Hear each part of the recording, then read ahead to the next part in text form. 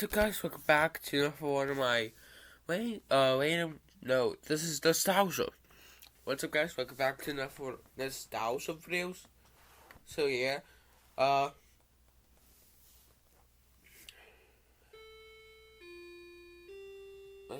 well, that thing's doing whatever. But I'm just going to just watch random videos. Hell, so yeah, here we go.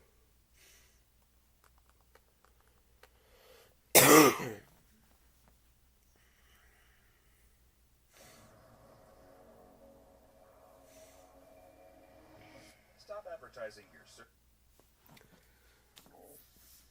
Well, here we are, with what's left of the ROG Phone 5. This top-of-the-line gaming phone did not survive my durability test. The 1 billion color display is cracked underneath the glass, and well, the back glass is also broken, shattered, or I don't know, I guess obliterated might be the best word. Why though? ROG has made 3 other super structurally solid gaming phones in the past, and even the normal lineup of ASUS phones has always been super solid. What made this ROG 5 so much weaker? Today, we're going to take this guy apart to see what really happened, and of course, we'll see how these LEDs are still working from the inside as well. Let's get started.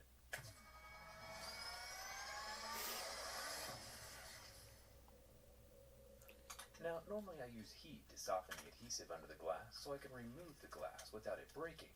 I don't think it's physically possible for this glass to break any more than it has, but the adhesive underneath is still super strong. So I'll bring over that heat gun anyway. I would have to say that holding this phone is rather unpleasant.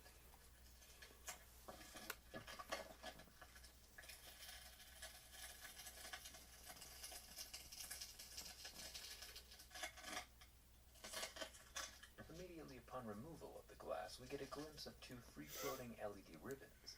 These ribbons would normally be seated at the top and bottom of the panel logo, shining their light up into a piece of translucent white plastic. The plastic diffuses the colored LEDs to fill up a much larger area. Kind of the same thing we've seen in previous ROG phones. It's pretty cool to see it all from the inside. There's definitely 2 batteries in here, which is probably one of the reasons for our structural issues. I'll remove 6 screws on the bottom plastic plate, 5 more screws on the middle plate, and 6 screws on the top plate, which also contains the top loudspeaker and earpiece. It does have a little chamber of sound dampening foam balls inside, which is a good thing. And we need all the good things we can get at this point. The battery connectors are not immediately visible, so I'll just start popping off ribbons, just like little Legos, and there are quite a lot of them. I'm still not sure where the batteries are plugged in, but since the phone's already toast, I'm not super worried about it. Normally, phones are built with motherboards and batteries running lengthwise inside the phone, and battery compartments running lengthwise usually have a tall metal ridge inside the phone to separate the battery from the motherboard, and that metal ridge by default helps give the phone's structural rigidity and strength. But this ROG 5 has 5 different internal segments, 2 battery portions and 3 circuit board portions, which explains the plethora of extension ribbons. The problem is that none of these segments are running lengthwise inside of the phone, which means nothing internally is helping the structure. And also, unfortunately, right there in the middle of the frame are 2 super thin weak points, where large chunks of the frame have been cut out. The antenna line and the accessories port provide the perfect dotted lines for the phone to fold on, and when it bends too far, the glass breaks on both sides. Putting the ROG Phone 5 in a back pocket and sitting down would definitely be a no-no. The motherboard in the center is stacked, and comes with the cutest, shortest little ribbon connectors we've ever seen. At this point, I'm not super invested in trying to save the phone, since it's pretty far gone. I just want to see the batteries and the internal vapor chamber if there is one. There are a ton of ribbon cables in here.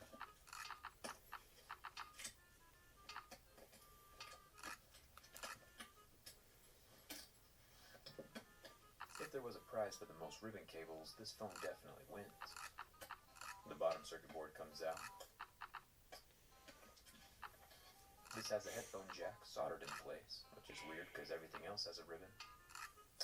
The bottom stereo speaker does not have little foam balls inside. and the vibrator looks pretty normal and unbroken, so I'm not sure why I was making those dying cat noises during the durability test. ASUS has made the ROG's dual batteries very difficult to remove. Prying is pretty dangerous, since if the internal layers of the pouch-style battery were to crush together or to start on fire. But isopropyl alcohol does work its magic in dissolving the adhesive, and with a little less force I can pull it loose. It's still unable to be removed though, since the plug is running underneath the center motherboard. Now at first glance I thought the middle motherboard had a rivet through it, pinning it to the frame, which I just broke off because that's how done I am with this phone and its glass shards. But at closer glance it looks like it's actually the world's smallest hex bolt, right below that circular head, so it probably can be removed safely, with little tiny pliers, or maybe asking a mouse if you can borrow a wrench. The top battery is also glued in place. Remember, this phone probably would have survived if these batteries were oriented differently. And there they are, two batteries tied together with one plug. Each of them are 2,885 milliamp hours in capacity, and each one can be charged at 30 watts, bringing the total charging wattage to 60. A Tesla, by comparison, can charge at 150,000 watts, since they have 6,000 batteries inside. Cool how it scales up like that. Well, cool until we realize that the dual battery design is what killed the phone. You win some and you lose some. It does look like we are in luck though with the vapor chamber. We'll have to dig that out after we check on the cameras. The ROG Phone 5 has 3 cameras.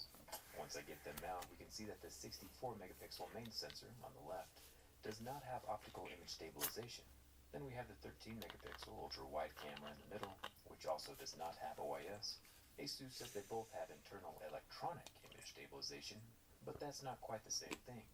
The small 5 megapixel macro lens also just has that EIS and not OIS. The front 24 megapixel camera also does not have OIS, but that's pretty normal. Finally, the vapor chamber. Last week we took apart the Xperia Pro, which has the largest vapor chamber we've ever seen in a smartphone. I sliced open my finger trying to pull this out for you guys, which is a fair injury I guess, since, well, you saw what I did to the phone first. To remove the vapor chamber, once again we have to take off the screen. I don't feel as bad about this one since the screen is already broken. I can get it warmed up a bit and then slip my razor blade inside and slice under the glass all around the edge, separating the screen from the body. What I am impressed with is how the Victus glass has not yet shattered or cracked even one bit. The rest of the phone has been obliterated, but the front glass is still in one piece. Nice work, Corning. And we see why the fingerprint scanner is so terrible. It's the size of an ant, and doesn't have a lens. Honestly, a lot of things in this phone don't seem planned out very well. It's almost like there was a pandemic last year, and instead of waiting it out, ROG threw this guy together with a socially distant team who did the best with what they had. And what they had is blue thermal paste. Now it looks like I poked a smurf. The vapor chamber isn't winning any size awards this year, though. I think Sony's going to hold that record for a while. There does seem to be a little bit of liquid inside. You can see it evaporate very quickly after I slice open the copper. Oh, you need to go get a snack, so Well, yeah. this is a tough one. And also enough a drink. But I might not get a snack. These gaming phones have been some of my favorites for a long time. And just because the ROG 5 failed the durability test, it doesn't make it a bad phone. It just has some weak points that potential owners should be aware of. Take care of it, and don't sit on it. There's no need to baby it, of course, just don't not baby it. A beefy case would solve 100% of its structural problems and leave you with nothing to worry about. I'm definitely looking forward to the ROG Phone 6 next year for sure. As always, let me know what you think down in the comments. Hit that subscribe button if you haven't already, and come hang out with me on Instagram and Twitter. Thanks, Tom, for watching. I'll see you around.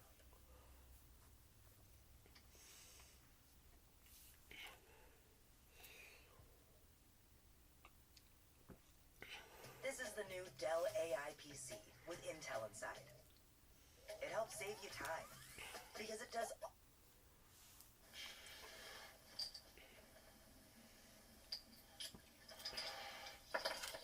So, OnePlus thought it would be funny if instead of sending me a complete phone to take apart, they would send me a completely taken apart phone to see if I could put it all back together. You know, like a joke. Lucky for them, though, I too am extremely humorous, and I accept this build-up challenge. Personally, I think OnePlus should ship everyone's phone like this. I do still have the phone that I did my durability test on. The parts that I'm most interested in seeing from the inside are the screen, and of course this new Hasselblad camera setup. I've never attempted something like this before, starting someone's phone repair midway through, so it should be interesting. Thanks OnePlus for sponsoring this challenge. Let's get started.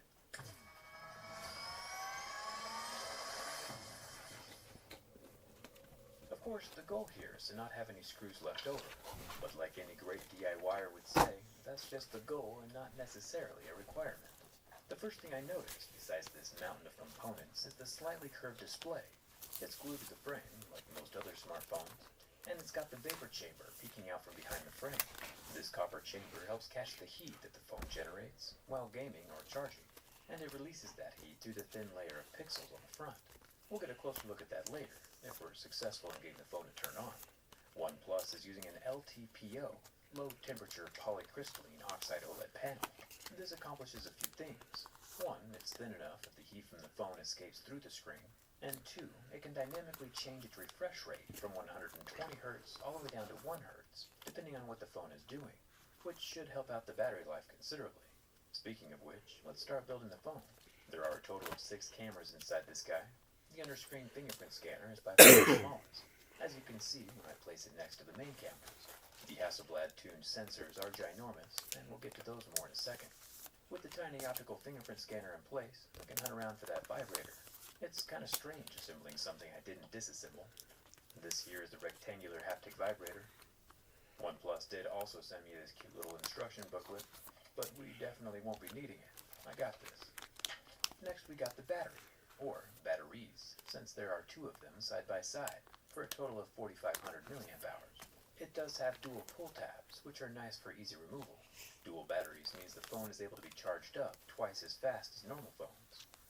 OnePlus says their 9 Pro can go from 1% to 100% in just 29 minutes. To me, that sounds a little too good to be true, so I tested it out myself by plugging in my durability tested phone on the Warp Charge 65T while it was at exactly 1%.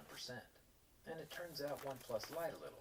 Instead of completely charging my phone in 29 minutes, my phone completely charged in 27 minutes. Nice work, OnePlus. Thumbs up for that. This is also the same battery inside the regular OnePlus 9. Let's get back to the teardown. It's easy to tell where the SIM card tray goes, since there is an opening right outside the phone. It's next to the water damage indicator. The OnePlus 9 Pro is IP68 water resistant. Once I get the bottom board situated in place, I realized that the charging port ribbon only fits in underneath that SIM card board. So if you just all want to close your eyes for a second, we can just pretend that I did this in the correct order. Now, with everything situated, we do have that lower loudspeaker, which I can check for balls. And indeed, under that black sticker, we have a plethora of sound-dampening foam balls. This helps the stereo sound bigger and better than it actually is. I'll get the extension ribbon plugged into the bottom board, just like a little Lego. Then I can screw in the bottom board and the top covering piece with its 8 screws. The rest of the cool tech is up top. You'll just want to close your eyes again for a second. So the next thing we're going to install, which I figured out all on my own, is the motherboard. The motherboard is unique this time around, since it has one of the 3 5G antennas built directly onto the surface of the board. Then on the back side is where we have the Snapdragon 888 processor, with its thermal paste that helps transfer the heat out through the screen. I'll get the other, frame-mounted 5G antenna stuck into the right side of the phone. This is kind of like playing one of those baby shape puzzles, except for adults. I'll get the third 5G antenna plugged in. Its ribbon cable reaches across the phone to be near the others, and it's good to know where all the 5G antennas are at. Finally, there are a few signal wires to pin in place before we get to those cameras. The cameras are definitely my favorite part of the phone, not only because Hasselblad is helping out this time around. They do seem like a really cool company after capturing the Apollo space missions, but the sensors themselves have a super massive footprint. This is the 50 megapixel wide-angle camera, which has the largest ultra-wide sensor on any smartphone. There is no OIS, but there is a special freeform lens that keeps the edge distortion of the pictures to 1%, which is a pretty big deal for wide-angle. The main 48 megapixel camera does have optical image stabilization, along with Hasselblad's natural color calibration and the ability to see 68 billion colors in the 12-bit Pro mode. Hasselblad has color-tuned all of these cameras, well, all of them but the fingerprint scanner probably. The imaging processing software on the OnePlus 9 Pro has also been updated with Hasselblad's UI, so everything still has that professional feel. The bottom 2-megapixel monochrome camera works hand in hand with that main sensor. And then we have the 8-megapixel telephoto camera, which also has the OIS. And they fit snugly up here into the top left corner, tucked up to the edge so they don't split the motherboard, like they would if they were sitting in the center. This also helps keep the camera hump to a minimum and keeps the phone more thin. The front-facing camera is a 16-megapixel little guy. I'll just tuck him up here into the frame. The motherboard has 2 screws, holding everything in place. Then I can get the batteries connected with their single connector, and the final extension ribbon. The last thing we need to install before we see if this phone works is the wireless charger. OnePlus is calling this Warp Charge 50 Wireless, which is kind of a mouthful, but it can wirelessly charge the phone from 1% to 100% in just 43 minutes, which is even faster than most wired chargers out there. The copper coils inside this wireless charging pad have been increased 10%, and it hits that 50 watts of charging by juicing up both batteries at the same time. Still pretty impressive. With the back plastics installed and the dual-colored LED flash plugged in, along with those 9 additional screws holding everything together, we finally see if the OnePlus 9 Pro will turn on. And would you look at that? Success. The frame of the OnePlus 9 Pro is 2.2 millimeters thick. I'll get this morning mist colored curved rear glass panel installed back on the back, and we can test out Hasselblad's cameras to see if everything is still working. I never even doubted. It's definitely interesting trying to build a phone that I didn't take apart in the first place, but still pretty fun. I only had 1 screw and 1 little metal bracket left over, and I'm still not sure where these are supposed to go, so if you saw a spot I missed, let me know down in the comments. Maybe OnePlus tossed extra parts in as another joke. But if you close your eyes for a second, boom, no more leftover parts. Nailed it. I'm looking forward to this OnePlus and Hasselblad partnership. 2 cool companies working together is going to benefit everyone. As always, let me know what you think down in the comments. Come hang out with me on Instagram and Twitter. And thanks a ton for watching. I'll see you around.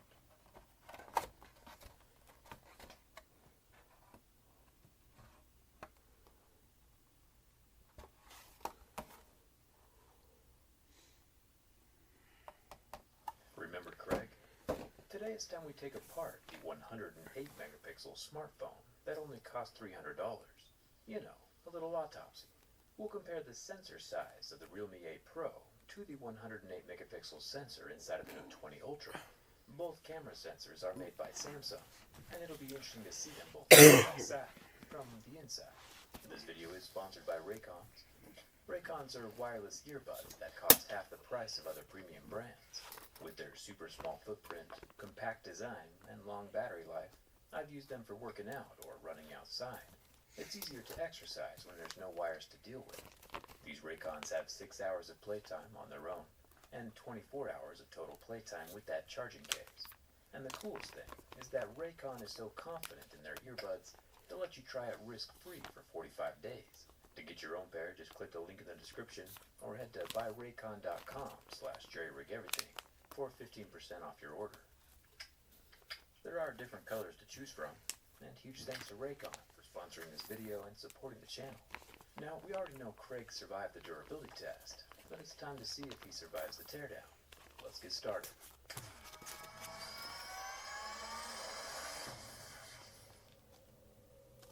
Opening up the back of my teardown skin Samsung Note 20 Ultra is pretty easy, since I've never really added more adhesive to that back glass panel. You can see the 108-megapixel sensor just chilling there in the middle. The Realme 8 Pro is still glued shut, and it's a little more difficult, but I can persuade it to open up with a little heat and my razor blade. The suction cup does not stick to the rough etched surface, but that's okay, since removing the plastic back is much easier than removing a glass back. I don't have to worry about this one cracking or shattering.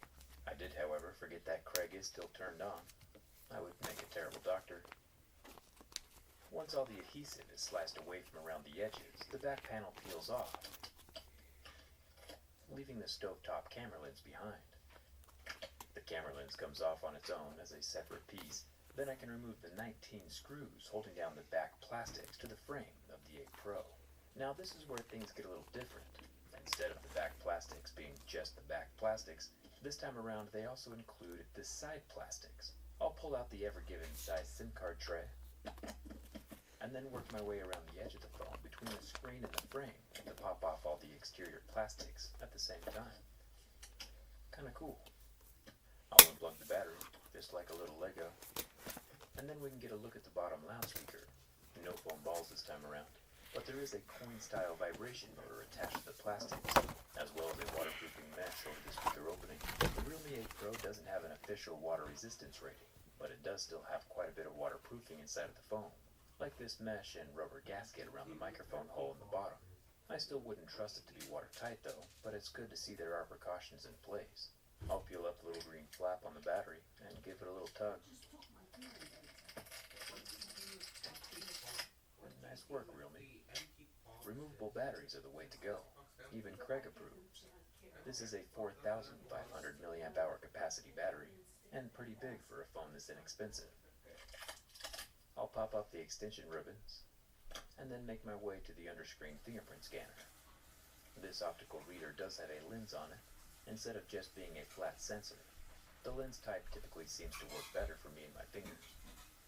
Then we have the bottom board, with the USB-C port, as well as our buddy the headphone jack. Jack and Craig are friends.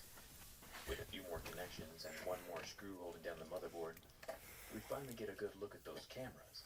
Normally, cameras that work together are also sitting together in some kind of metal housing to keep them all aligned and situated under that camera lens. But that's not the case this time around. Each camera is kind of free-floating and actually pretty small. For example, usually the fingerprint scanner is the smallest camera sensor in the phone by far, but this time around, the fingerprint scanner feels right at home, next to the 2 macro and depth cameras, each of which are 2 megapixels. The motherboard still has the 16 megapixel front-facing selfie camera attached to it with a ribbon cable, and it has some thermal paste on the back to help dissipate heat into that metal subframe. This large metal subframe is probably what helped the phone survive the bin test, with its boxy rails along the side to help add structure and rigidity to the phone. So Samsung does make the 108 megapixel sensors that reside in each of these phones, and we can see that the sensor itself is different between the 2 models, the Realme 8 Pro's footprint being much smaller, by a pretty considerable amount. Larger sensors don't always mean better sensors, of course, but having more surface real estate to absorb light is generally considered a good thing. The Realme 8 Pro's 108 megapixel sensor does not have optical image stabilization, which might also explain the slightly smaller footprint. I'll use my razor blade to separate the lens from the sensor, so we can get a better look at the internals. This does kill the camera, but I think it's worth it. The internal sensor of the Realme 8 Pro measures about 8 millimeters across, which is interesting because both the S20 Ultra and the Mi Note 10 Pro's 108 megapixel cameras measured about 10 millimeters across. So it looks like Samsung has managed to make a slightly smaller sensor that's still capable of capturing 108 megapixels. It'll be interesting to see the different side-by-side camera comparisons between the cameras. Maybe it'll make an appearance in MKBHD's blind camera test at the end of the year. Overall though, I'm a pretty big fan of the price point. I can basically buy 3 Realme 8 Pros for the price of 1 Samsung Note 20 Ultra. Both phones are boasting 108 megapixel cameras, and only one of which has a headphone jack. And of course Craig, who is extremely happy to still be alive. Mostly alive. The camera doesn't work anymore, probably because I ripped it in half. The camera app just opens and freezes, but everything else seems to be working just fine, so no complaints here. Craig says to hit that subscribe button if you haven't already. Come hang out with us on Instagram and Twitter, and thanks a ton for watching. We'll see you around.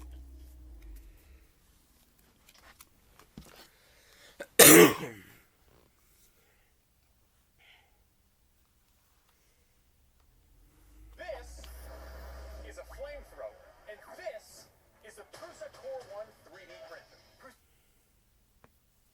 It's time to take apart the $500 Black Shark 4 gaming smartphone. It'll be interesting to see if they kept their iconic Metal X design underneath the plastic back, since they ditched it on the outside. It'll also be cool to see how these mechanical buttons are able to magically pop up and down. since, you know, it wouldn't be a gaming phone without more triggers. Word on the street is they're using magnets. Let's get started.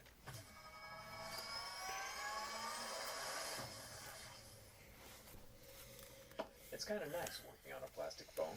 There's a whole lot less to worry about as I'm removing the back panel.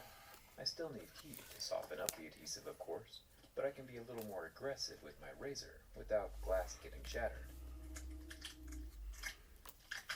So far, no big metal X frame inside, so it looks like Black Shark is stepping away from that design after 3 years. Probably saves quite a bit on manufacturing costs, since the Black Shark 3 was one of the most complicated phones internally of all time. I'll unscrew the plastics over top of the magnetic trigger buttons, and surprisingly, they still work, even with the phone being off. Magnets are crazy. We'll dive deeper into the triggers in just a second. First, I'll remove the 6 screws holding down the bottom plastics. Then I can remove the bottom loudspeaker, which does not have any balls, but does have the water-resistant mesh over the opening, even though the Black Shark 4 doesn't have an official IP water resistance rating. I'm not sure how you can be named after a fish without an official IP rating, but here we are. The top of the phone has 10 screws of its own, holding down 3 separate sections. The bottom section is covering up the motherboard, and a pretty cool looking heat pipe laying on the top side of the board, and is probably what helps dissipate the heat up to that refrigerated fun cooler that we took apart in the durability video. It looks like aluminum this time around instead of copper. Then we have the metal and glass camera lens, which comes off in one unit, and then the small portion of top plastics with its top loudspeaker. The 2 stereo speakers are separate from the earpiece, so there are a total of 3 speakers inside of the phone. I'll take out the dual battery next. It's got 2 connections and 2 cells, divided right down the middle. And it's pretty easy to remove with a little help from the pull tab.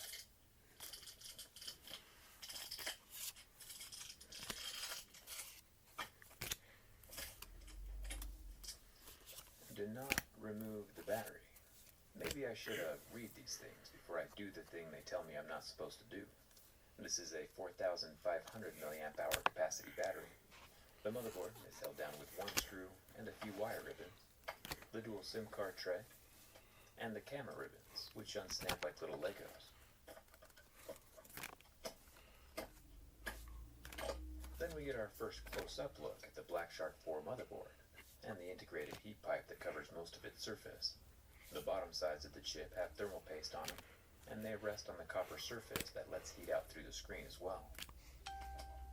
I'll pull out the cameras, which are mounted into the frame to keep them steady.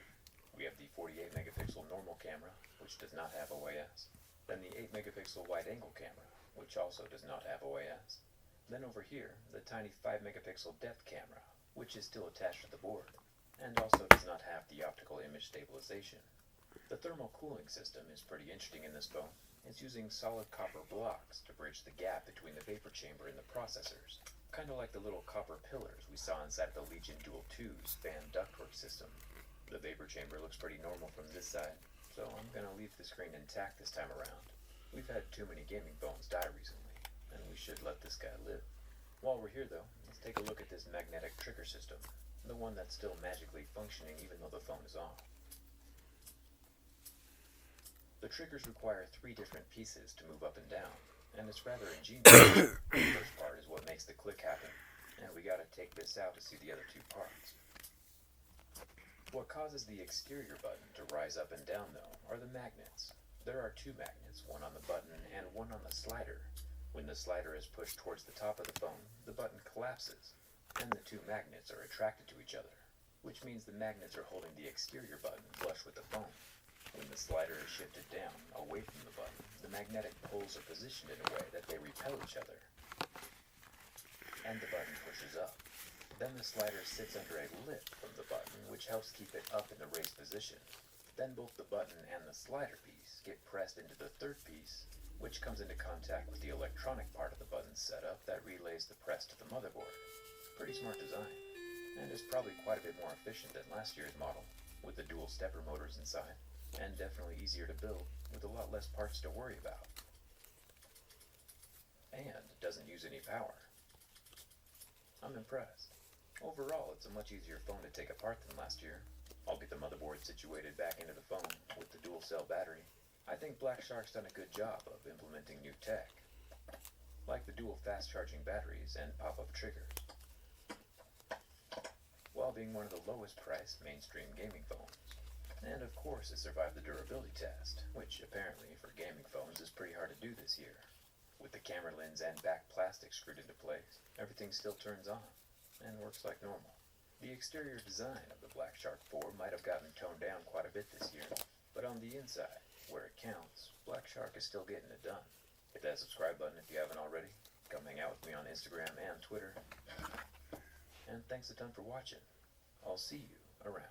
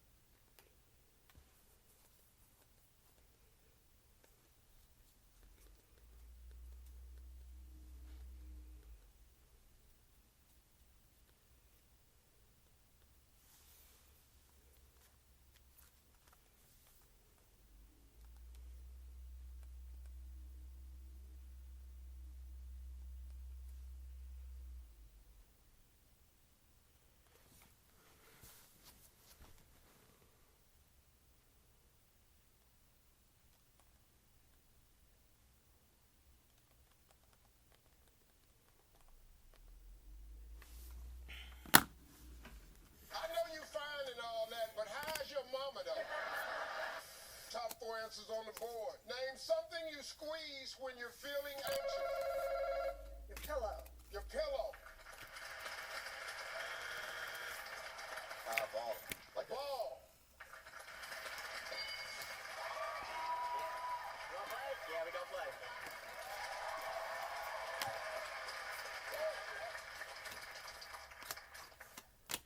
Natasha. Name something you squeeze when you're feeling anxious. Your hands. Like your hands together. Your hand.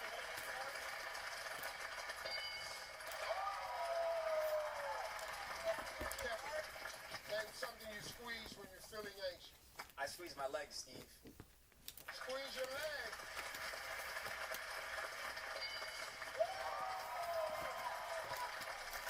Adriana, 1 answer left. You give it to me, you win the game. Name something you squeeze when you're feeling anxious. A pencil. A pencil.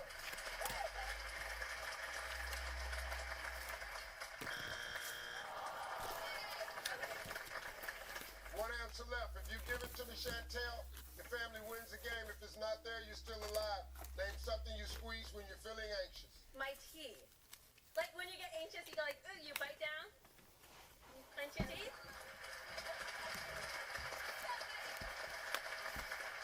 It's up there, Steve. I promise. It's up there. It's up there. Your teeth. It's up there, Steve. Your teeth.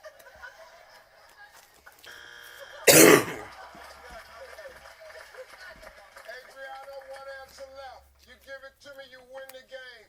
But this time you got 2 strikes. If it's not there, the other family can steal and have a chance to play sudden death.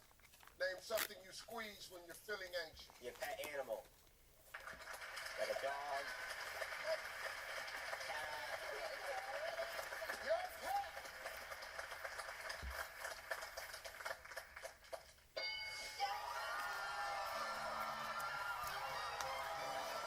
Give me Eric. Give me Lacey.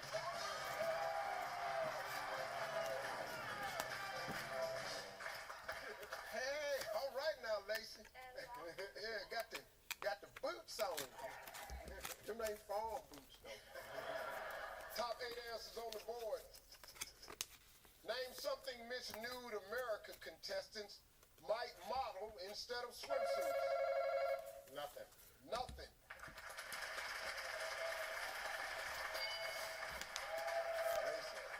Their smile. Their smile. We're gonna play. We're gonna play. Swagger, something Miss Nude America contestants might model instead of swimsuits. Her shoes. Her shoes.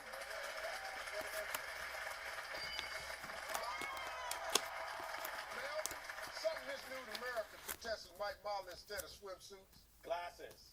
Glasses.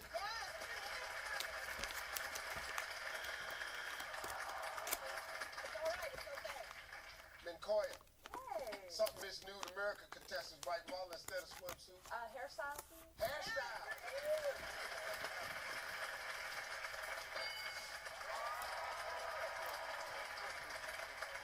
B, name something Miss Nude America contestants might model instead of swimsuits.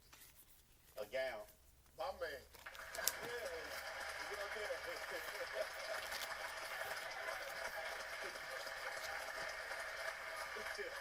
A gown.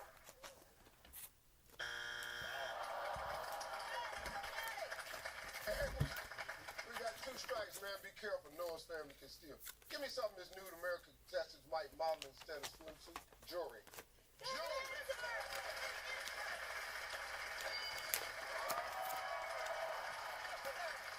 One, 2 strikes.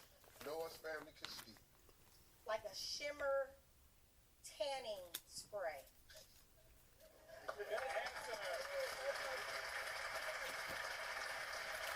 I don't know if it's up there, It's up there, but Steve. I love the way you tried to walk yourself towards it. Kind of like a shimmer, glisten, Yes. day glow type Yes. tanning spray. Yes. Good answer. It's up there, Steve. Glittering, shimmering tanning spray.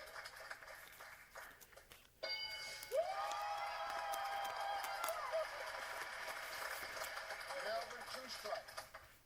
Gotta be careful. Noah's family can steal. Something Miss Nude America contestants might model instead of swimsuit. Lace lingerie. Lace lingerie. Oh, lace. Lace, yes. Like see through. lingerie. See-through. Yes. Okay, yeah. Lace lingerie.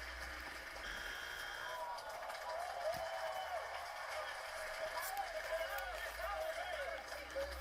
Miss Nude America contestants might model instead of swimsuits. Makeup. Good answer, good answer, good answer, good answer.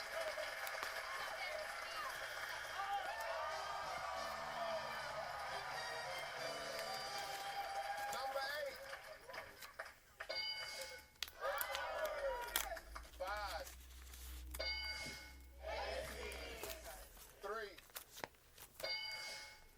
Top 5 answers on the board. We asked 100 single men. Your mom wants you to find a nice girl. You want to find one who has what? Profession. A good profession.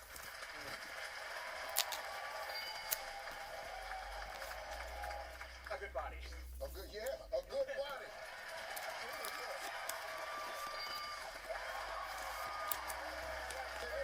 Come on, y'all.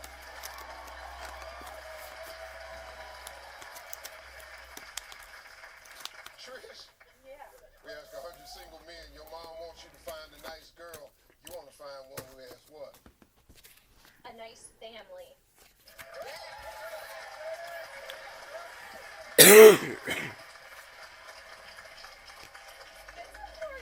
I know you fine and all that, but how's your mama though? A nice family.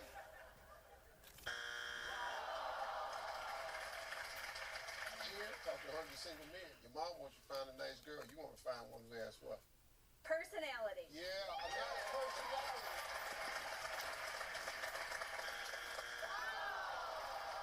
That's a good answer. Matthew, we got 2 strikes. You got to be careful. The other family can steal. 100 single men. Mom wants you to marry a nice girl. You want to find one who has what? A place we can stay. Yeah. Yeah.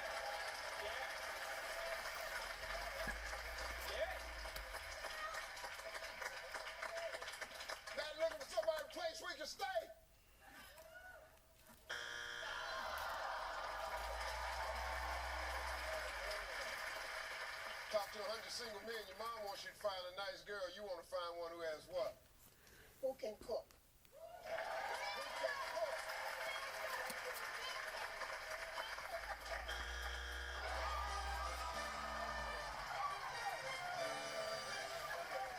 Number 5.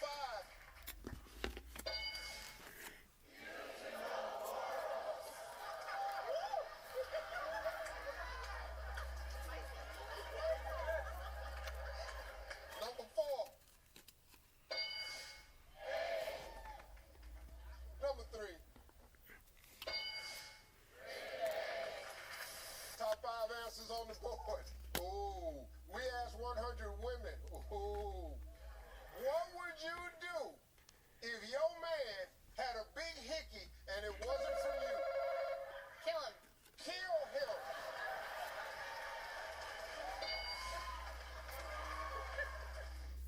Divorce him. Divorce.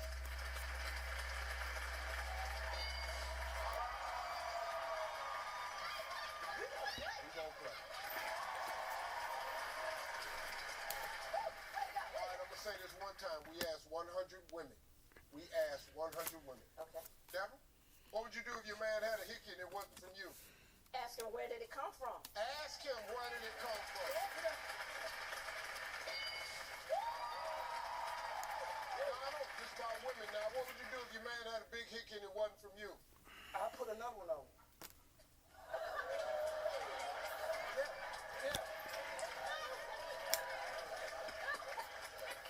Put another one on him. Oh, yeah. Janae, what would you do if your man had a hickey and it wasn't from you? Ruin some of his belongings. All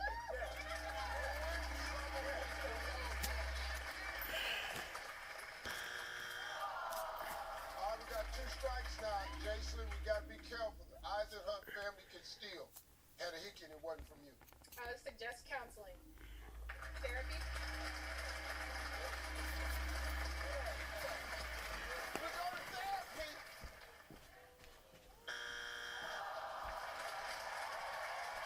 We asked 100 women, what would you do if your man had a big hickey and it wasn't from you? We'd make him sleep on the couch.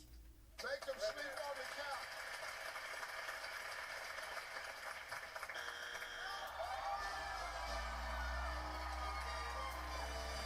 Number 5.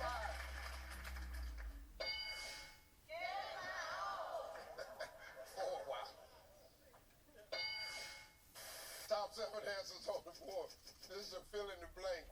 If women ran the IRS, men would be taxed Double. double. If women ran the IRS, men would be taxed every time they blink. Have sex. Had sex.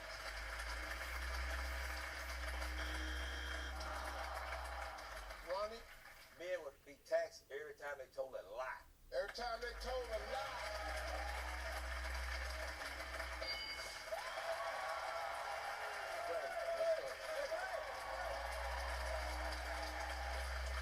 Charles, fill in the blank. If women ran the IRS, men would be taxed every time they blink.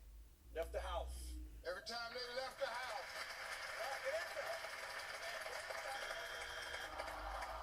Hey, Ron, women ran the IRS, men be taxed every time they blink.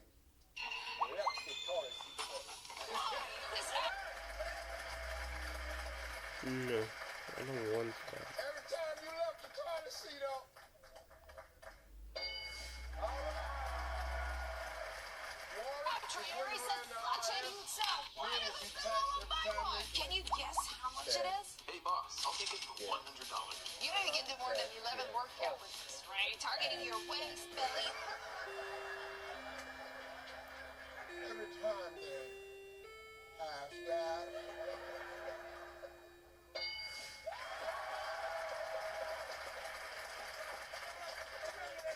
Deacon, if women ran the IRS, men be taxed every time they blink. Shopping. Every time they went shopping.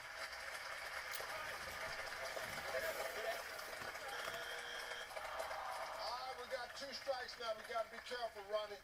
The Ham family can steal. Every time they left their dirty drawers on the floor, they pick up behind themselves. Steve, Every time you left your damn drawers on the floor and don't pick up behind yourself.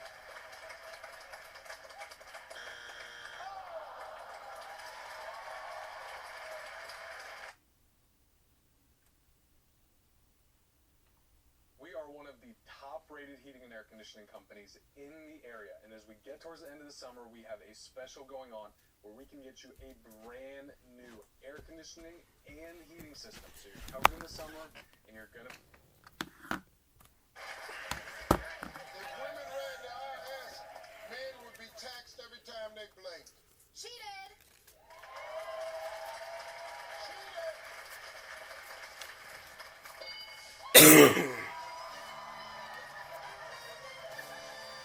Number 7.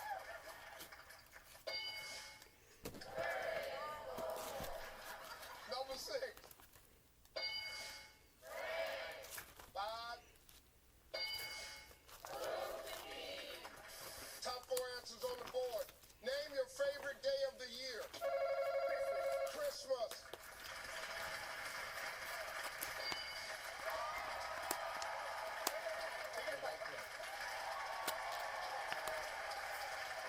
Kim, name your favorite day of the year. My birthday. Your birthday. Emily, name your favorite day of the year. I'm gonna say my anniversary. Your anniversary. Kyle, name your favorite day of the year. I'm gonna say Thanksgiving. Thanksgiving.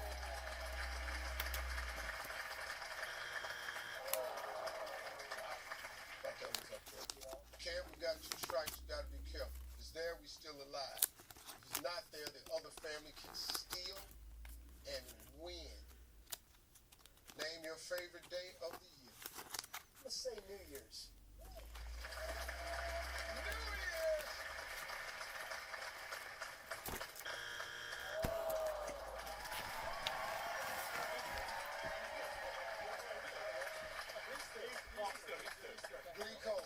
Glico boys, here's the deal. I got 2 answers on the board. You give me either one of those answers. Y'all steal. Y'all gonna win this game. But if it's not there, the other family gets a chance to play sudden death. Name your favorite day of the year. Gonna go with Easter, Steve. We're gonna go with Easter for the win.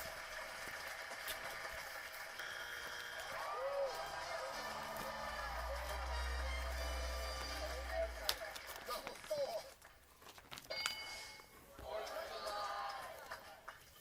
3.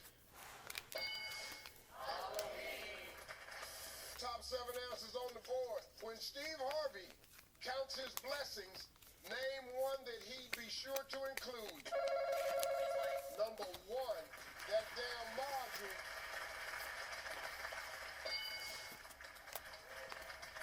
His sense of humor. The sense of humor. We'll play. We'll play. Julie, Steve Harvey counts his blessings, name one he'd be sure to include. His mustache.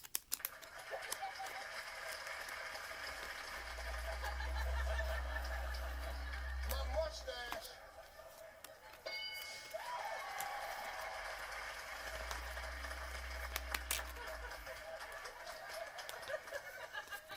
Y'all some silly people. Shit. Steve Harvey counts his blessings, name one that he'd be sure to include. Your faith in the Lord. Number 1.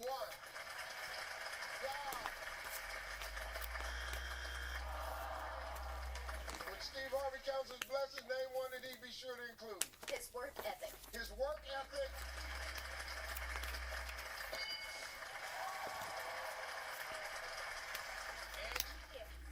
When Steve Harvey counts his blessings, name one he'd be sure to include. His style. Sense style. His sense of style.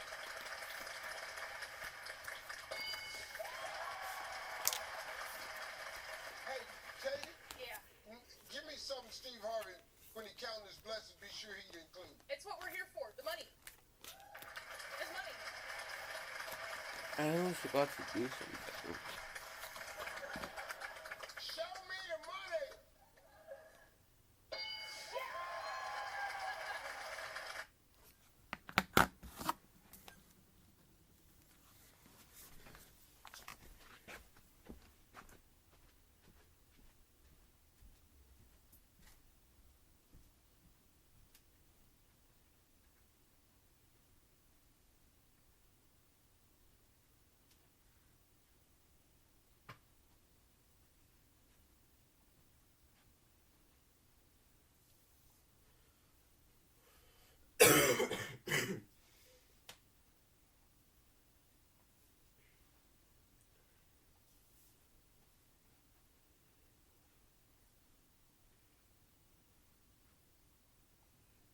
Let's go. Dang it, Evan already.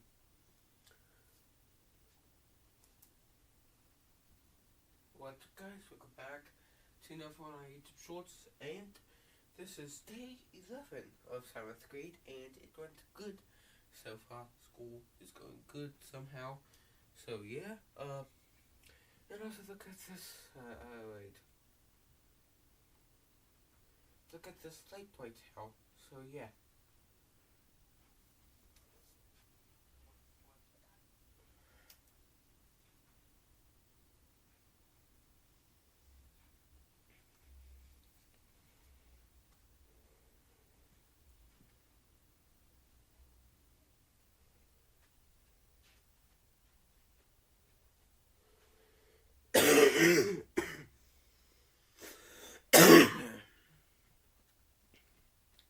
Hold on.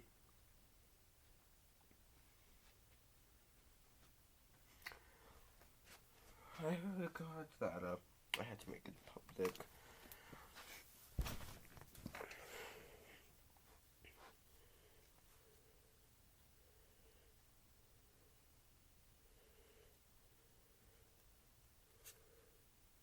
I should do 5 hours of airplanes after enough one of this.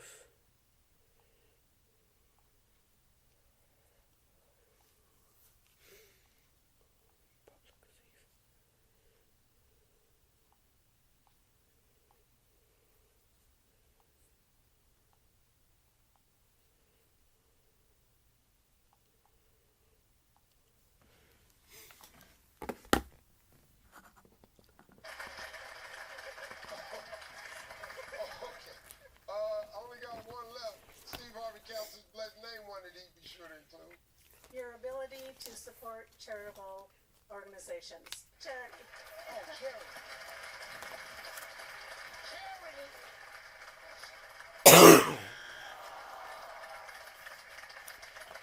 Jack, be careful. We got 2 strikes. McGlory family can steal. Steve Harvey counts his blessings. Name one you be sure to include. What's at your house, Steve? My house.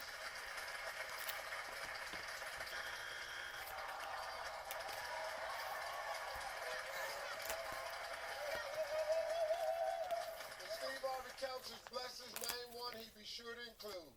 Your health, Steve. Yeah, I like that. My health.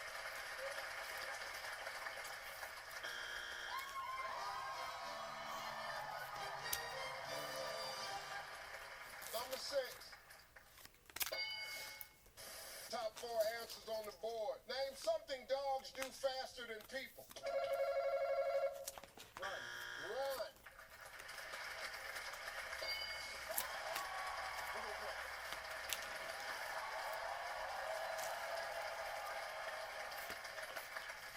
Here? Yes. Name something dogs do faster than people. Eat, Steve.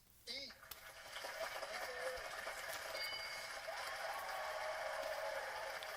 Damaris, name something dogs do faster than people. Use the restroom. Use the restroom.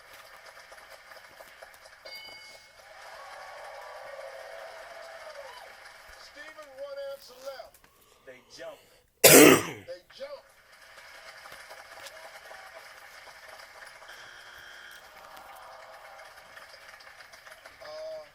Salam?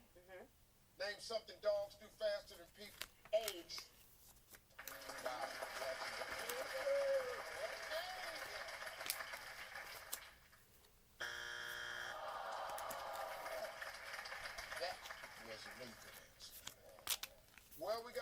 answer left. If it's there, LeJean, we playing sudden death. But this time you got 2 strikes. If it's not there, we got to be careful because other family can steal and win. Name something dogs do faster than people. Die.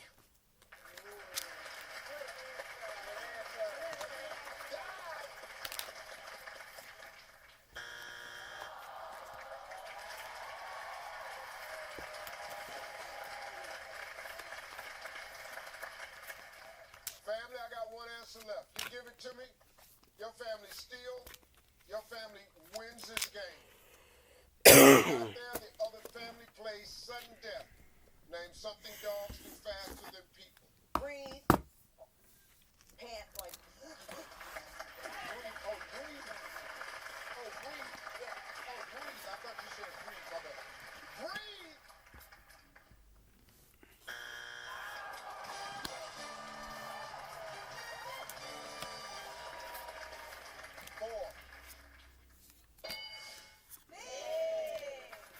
Top 4 answers on the board. Here we go. Name a city where 9 out of 10 people wear sunglasses. Florida.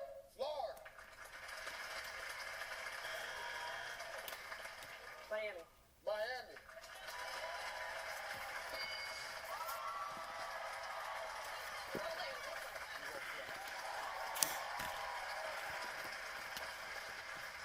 Mr. Greg, name a city where 9 out of 10 people wear sunglasses. Steve, I'm going to go with Rio. Where? Rio de Janeiro. Rio. South America. Rio!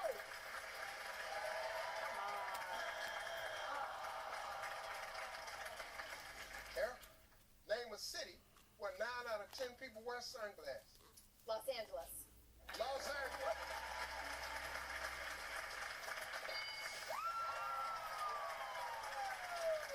Jimmy, name a city where 9 out of 10 people wear sunglasses. San Diego. San Diego.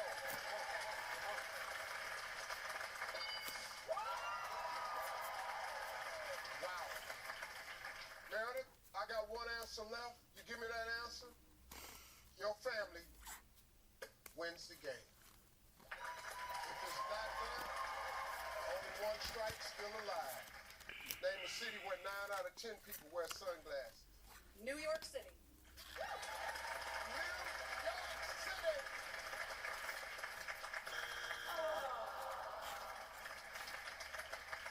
Miss Kathy, I got 1 answer left. You give me that 1 answer, Miss Kathy, your family wins the game. Phoenix. Phoenix.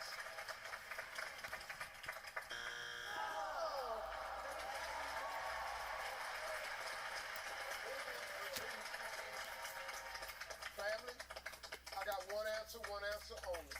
You give me that 1 answer, your family steals, your family wins the game. But if it's not there, the other family wins the game. This decides it. Name a city where 9 out of 10 people wear sunglasses. Las Vegas. This is for the win. Las Vegas.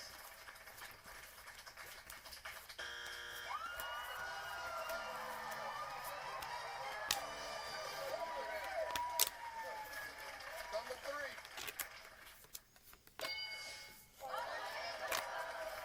Top 4 answers on the board. Tell me a U.S. city that starts with B. Boston. Boston.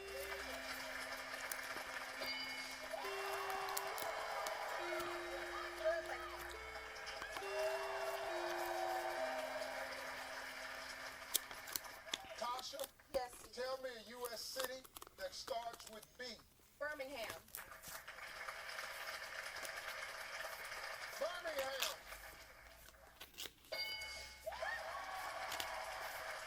Terry, tell me a U.S. city that starts with B. Baltimore.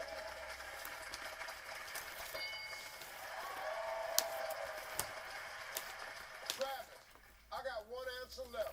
give me that one answer, your family is about to play sudden death. If it's not there, you're still alive, you have no strikes. Tell me a U.S. city that starts with B. See if we'll go with Bakersfield.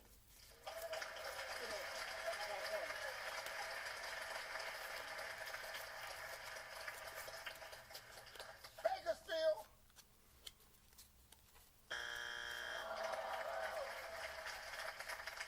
Tiffany, one answer left.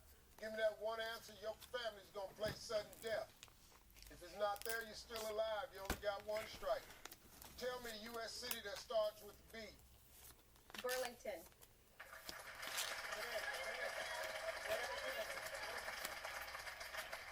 Where's Burlington at? Burlington. Kansas. Burlington.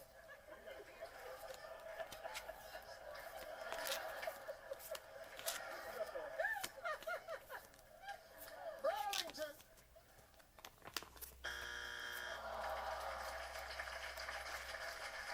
One answer left. And we got two strikes now. If it's not there, the other family can steal and win. They look pretty confident. They're not discussing it. They have an answer.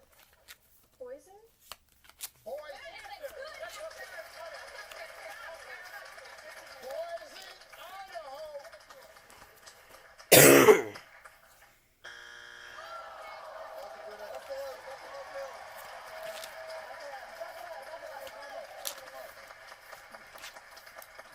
The confidence on this side of the room is illuminating. One answer left, you give it to me. Your family steals, your family wins this game. But if it's not there, the other family's gonna get a chance to play sudden death. Tell me a U.S. city that starts with B. We're gonna go with Buffalo.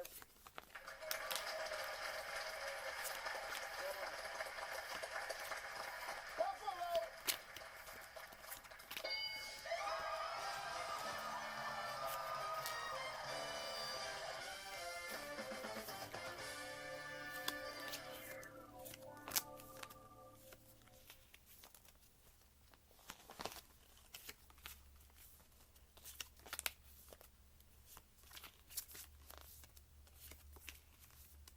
Hey, stop playing with your fanny pack. You need the Bearskin Tactical Hoodie 4.0 to get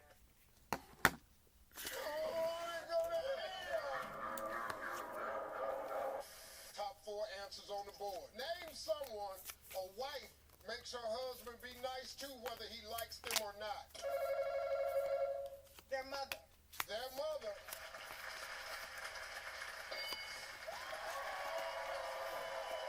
We will play. Play.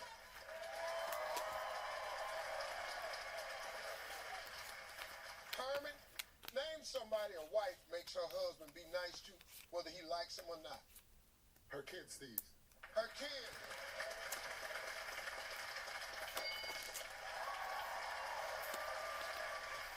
Name someone a wife makes her husband be nice to, whether he likes them or not. Her best friend. Her best friend.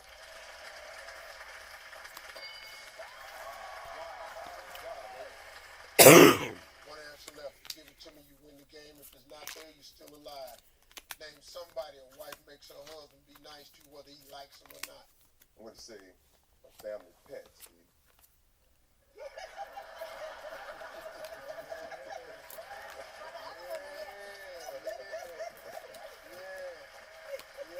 Yeah, your mama damn dog. Her family pet. August, one answer left. Name someone a wife makes her husband be nice to, whether he likes him or not. Their minister. Their minister.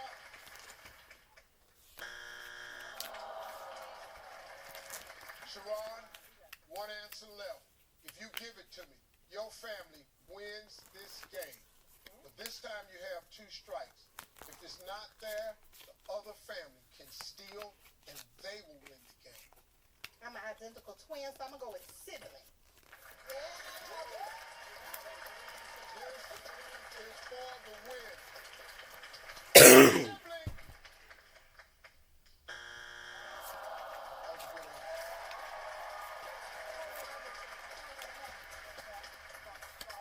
Family, here's this situation. I got one answer left and one answer only. You all give me that answer, your family steals, your family wins this game. If it's not there, the other family wins the game. Name someone a wife makes her husband be nice to, whether he likes them or not. We're gonna go with Boss Steve. This is for the win. Her boss.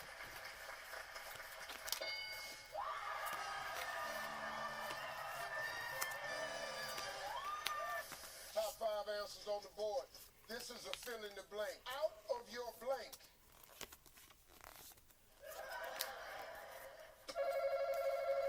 Out of your mouth? Out of your mouth.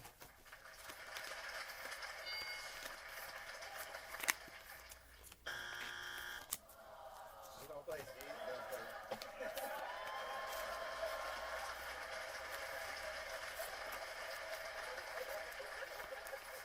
My man. Yeah. Here I am. Out of your blank.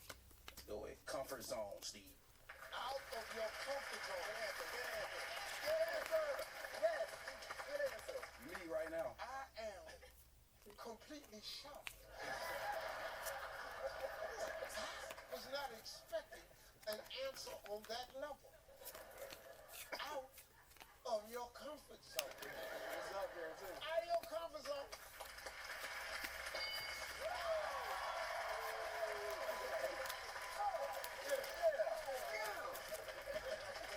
Alonzo, you got to do better than that now. I got you, Steve. I got you. Out of your blank. Out of your mind. Out of your mind.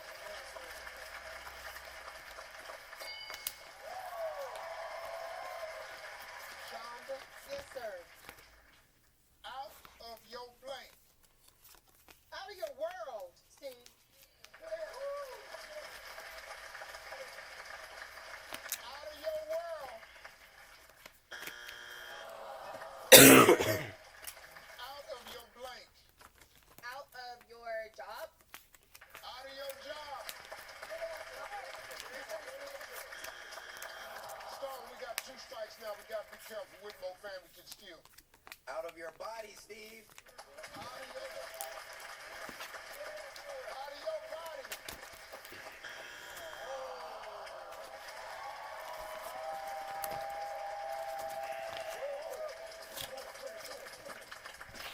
Fill in the blank. Out of your blank. Steve, out of your bottom? Good answer. Out of your what? Bottom of your butt. Out of your bottom. Out of your bottom.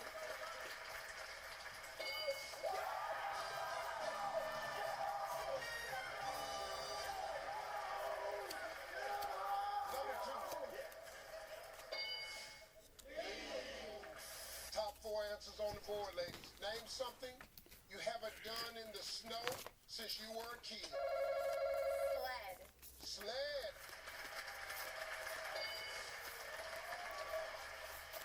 Make snowmen. Or Make- make snow angels. Make a snowman. Pass the play. We're playing. Play.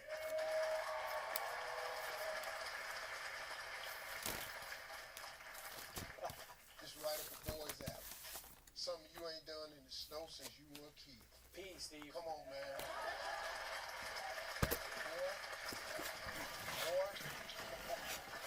Boy, one of the great joys of life. Write your name in snow. T.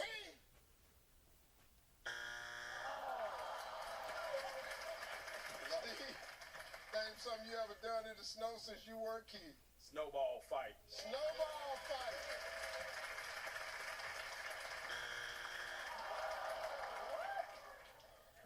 Miss Barb, listen to me. I got 2 strikes. If it's there, we're still alive. If it's not there, they can steal and play sudden death. Shoveled.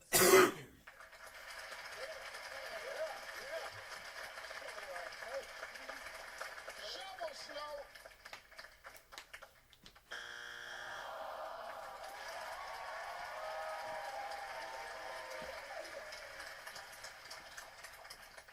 Very rarely do I get to make this announcement. whether it's there or not, we go into sudden death. It don't matter. Name something you haven't done in the snow since you were a kid. Eat it.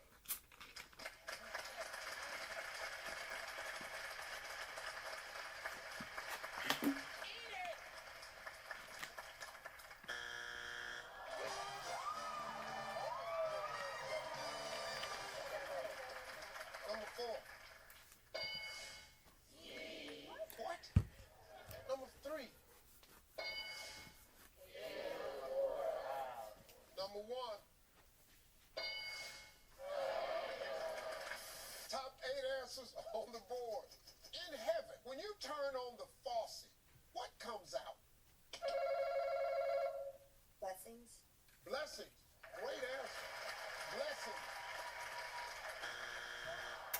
Angels. Angels. Miss Terry. Holy water. Holy water.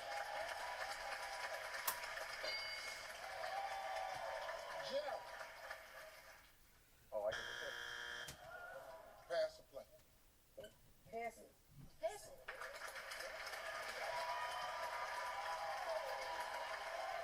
We're going to pass.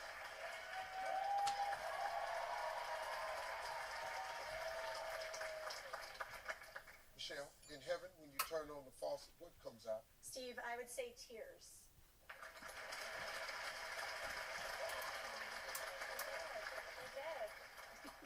You in heaven. I think this has You died and went to heaven. Oh, I want to go to hell. Turn on the faucet in heaven, tears come out. You're dead.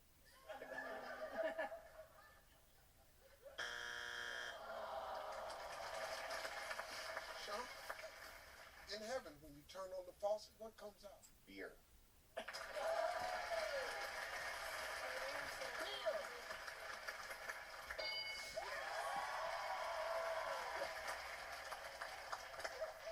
Y'all know good and hell well. y'all play too much. Kim, in heaven, you turn on the faucet, what comes out? I'm going to say happiness. Happiness. We got 2 strikes. Miss Marie, we got to be careful now. The other family can steal. Stars. Stars. Well,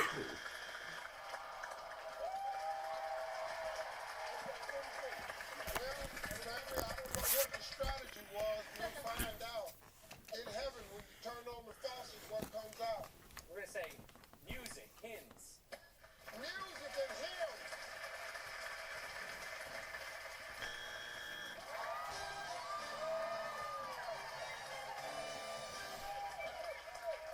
Number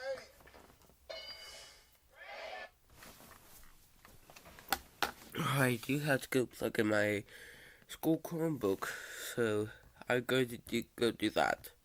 I forgot to unpause this, but I did unpack this thing my uncle got me for one of my Christmases. I think it was last year, so I'm going to set it up in here. So yeah, so I need to pause the video again. So I'm back, and I'm going to set it up. I'm planning on setting it up over there. So yeah.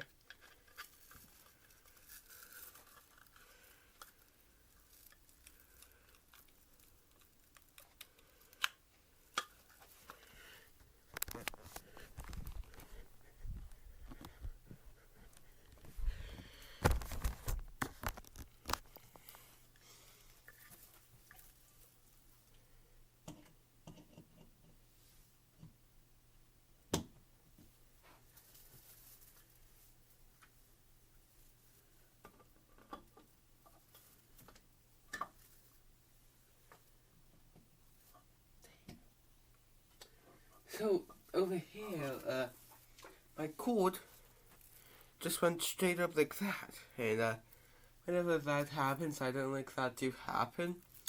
So, I don't know where to set it up now. But, That's something I had to figure out. I think I found a place, though. No, that's what... I didn't find a place. I was planning on setting up over here where that light is, but I forgot, my computer charger is there, too. So where should I put this?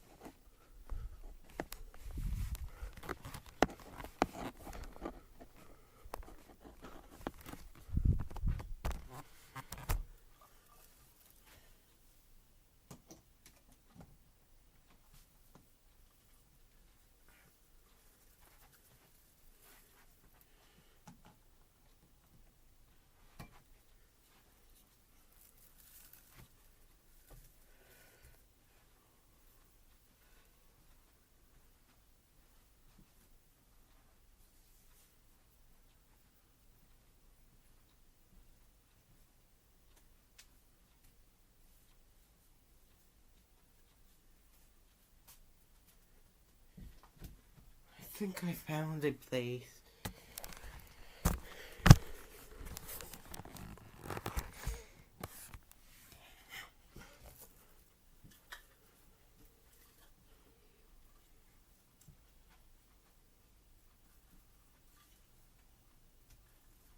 Actually, what's in here?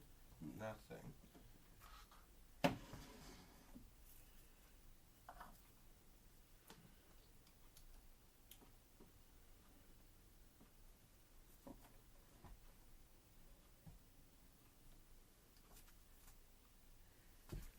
So now I have that.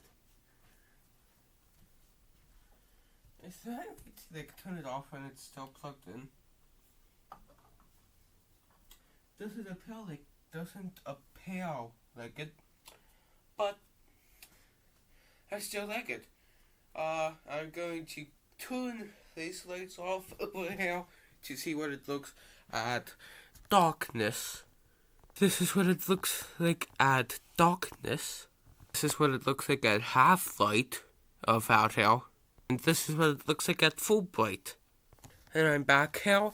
I usually set up my camera like this. And like that. So, that will be like that back there. But like right there. Back there. Just chilling back there. And I like it. Now, I just don't know what to do with the box I have here. Oh, also it says indoor use only, which whoever uses it outdoors with that type of plug-in in for that thing, I don't know who uses it outdoors with that kind. But whoever does is kind of stupid, but also I don't want to get sued, so I would also put indoor use only on there, because there's probably somebody dumb out there that doesn't read the instructions and put it outside, and gets like some kind of like electricity or something, like shot up in the body or something.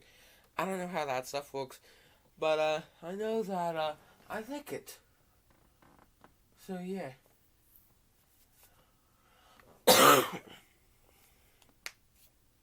Wonder how long that actually like stays lit.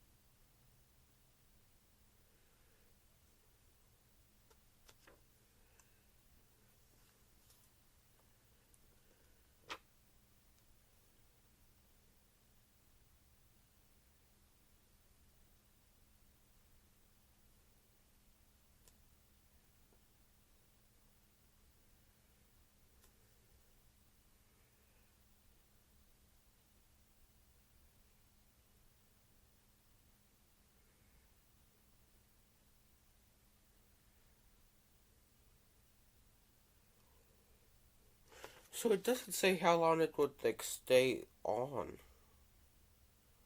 So, like, it could stay on for 10 hours, or it could stay on for 1,000 hours. Now, I heard like those kinds of light bulbs can stay on for like 20,000 hours, like on a box. That well, how many hours is in a year? Let me Google that.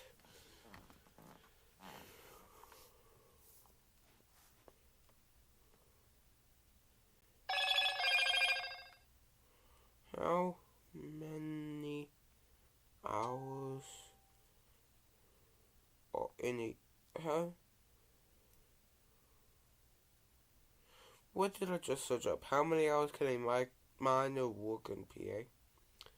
How many hours in a year? 8,760. So basically, if that thing goes for 20,000 hours, it can last for like basically around like 3 years if it's just on straight. So like right now it's already been on for like 10 minutes. And also my TV went to that on Roku thing. Did you know ONN On is Walmart's tech brand?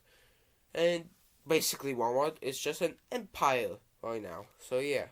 So there's that. Oh, and also with school and my whole entire like company thing combined of work, I have like 4,000 hours worth of both combined according to me, my research, and since those 8,760 hours in a year, I have around 4,000 hours of free time, so like in just watching TV and all that, and 4,000 hours of good old like work and school. So yeah. But I guess I'm just sitting here. So yeah.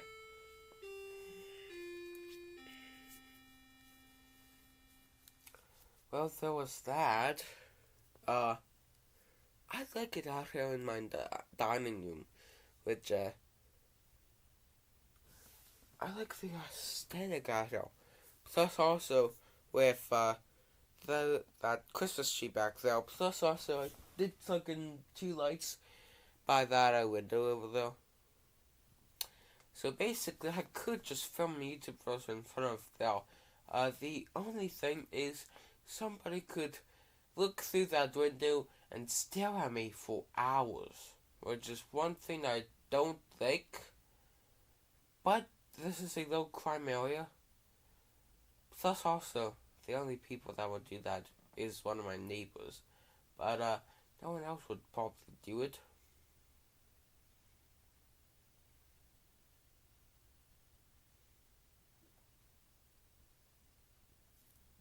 But also, I did tell this story in like one of my other YouTube videos.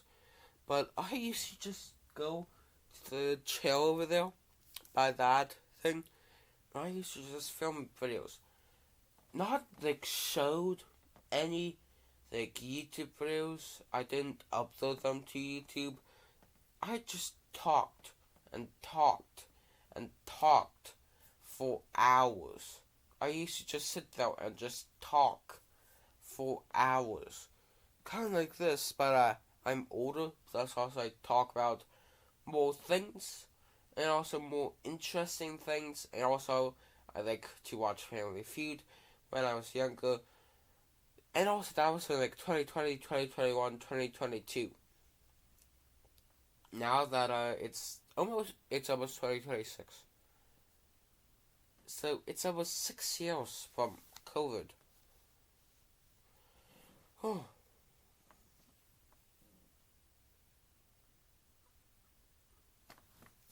Well, that's a long time. Plus also for close to like 2 of those years, my YouTube channel's birthday's May 11th, and I think in November, so like June, July, August, September. Yeah, in November. It's my YouTube channel's half birthday. So it's my YouTube channel is almost 1.5 years old, which is 1.5. So yeah. And and also tonight I'm probably going to finish I already finished one project. I'll probably finish like 2 or 3 projects because of my Random Crap series. I'll probably finish my Random Crap series tonight. And also expanding my YouTube channels into a lot of languages. And if I'm not done with that, I'll definitely like finish it tomorrow. Because I am planning on starting on one of my projects where it's like 1 hour, 2 hours, 3 hours, 4 hours, 5 hours of my dog. So I'm going to do 1 hour plus also this, since I'm doing 1 hour at like a physical place that I'm going to film at, then actually like the series. So basically I am planning on doing it at my aunt's basement and my bedroom there for the 1 hour thing. So I leave school at 3, so if I get there at 3, like 3:10, it will be 4:10, 5:10, 6:10. By the time that I finish though, then I could just make like a random YouTube video where I just expand a lot of my YouTube channels into languages. Finish like 5% of that if I'm not done, then just upload those videos. So yeah, I don't know how long a 1 hour YouTube video takes to upload though, but somehow tonight I could finish 3 projects. I'm definitely not finishing 4 because right now I'm recording the 4 hours of Random Crap. I don't know how I would finish 4 projects because my dogs are down on my aunt's house. Those videos are down on my aunt's house. Plus also, I have no other projects except for 5 hours of airplanes. So like the 1, 2, 3, 4, 5 hours, I still have to finish 5 hours of airplanes. So an airplanes project, Random Crap project, which I'm planning on finishing tonight. The project with my dogs that I'm planning on starting tomorrow. This project where I just have nostalgia, so the nostalgia project. My Pokemon project, which is the project that I finished already. And and my expanding into languages project. So I already finished 1 project and going to be working on 3 projects tonight. My nostalgia project, my Random Crap project, and my expanding into languages and my Random Crap project. So 4. And I already finished the Pokemon project. So basically, I've finished 1, working on 3, probably going to finish 2, so then I could just tell my aunt that I finished 3 projects tonight. Or close to 3, or I could just say 2, and then I almost finished 1. So then, since right now, when am I going to film after I'm done with these projects for my main and second channel? Because I'm planning on uploading daily. Unless I have like 1 project where I just copy over like airplanes and just do a whole entire airplane series where I just talk about specific airplanes.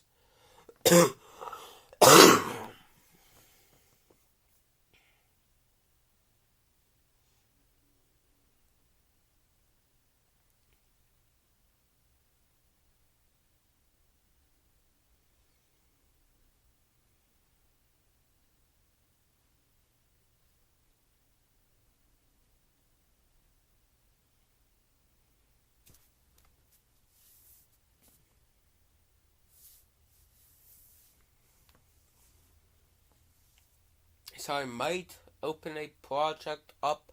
Actually, I might open 2 up.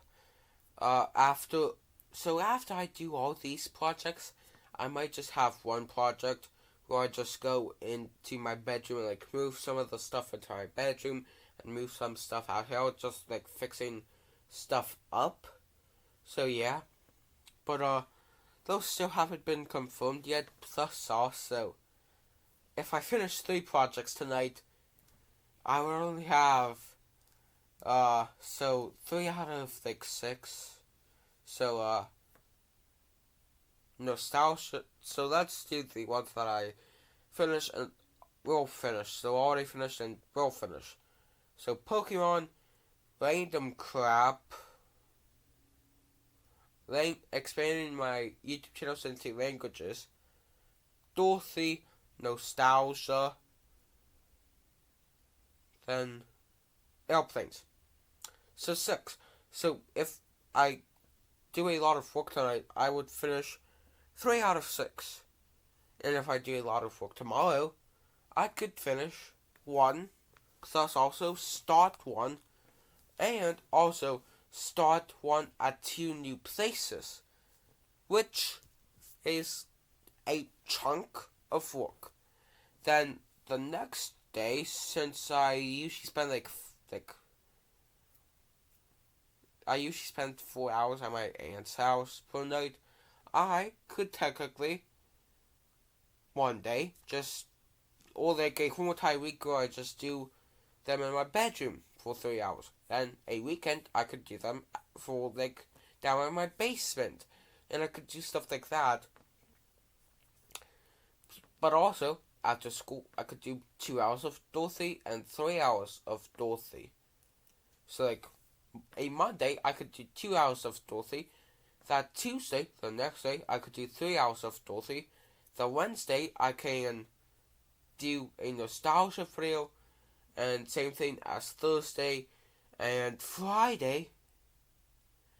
So probably this weekend, this Friday, I'm planning on starting starting my nostalgia project in another place, my living room at my aunt's house. So technically, since I usually start working at my aunt's house on the weekends at 10 p.m., technically 9, but let's say 10. So 11, 12, 1, 2, 3, 4, 5. That's 5, 6, 7. So 7 hours. So if I do the starter video for Advil, then I would have only 6 hours. Then if I do one of those videos, I would only have 3 hours. And technically, I could just do like 3 hours of Dorothy, and then I would only need a video where I just upload those videos, plus also finish any work that I haven't finished this week. So that includes school and company work. So yeah. So there's that. I don't know what else to talk about, but I really should just have like some kind of talk show. Or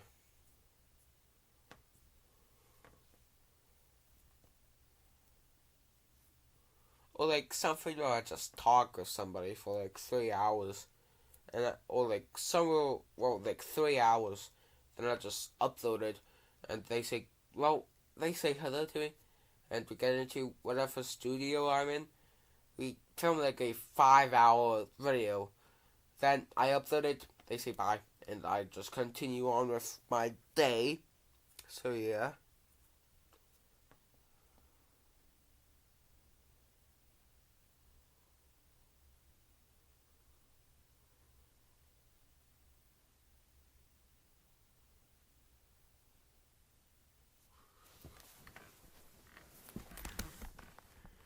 Oh, and also, maybe, if I finish all these projects tonight, and basically tomorrow, just start some of that stuff, start some of my projects, I might get tomorrow the rest of the night off because of how much I finished. So yeah, or I would just film easy videos like this. This I count as an easy video. The only thing is that I have to stay awake for like 3 hours extra. So yeah.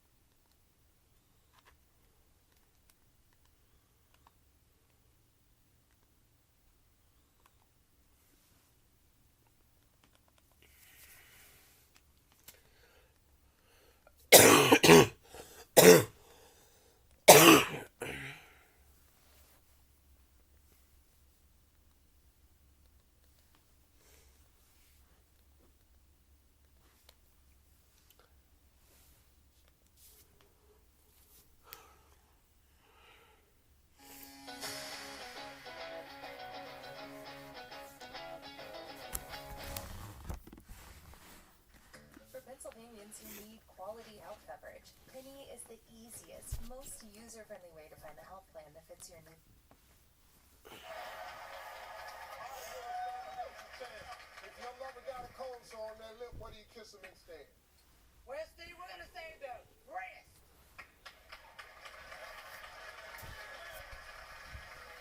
What the hell is going on? These two families, you pull the dress up, that ain't working, you just snatch. Kiss her on the breast.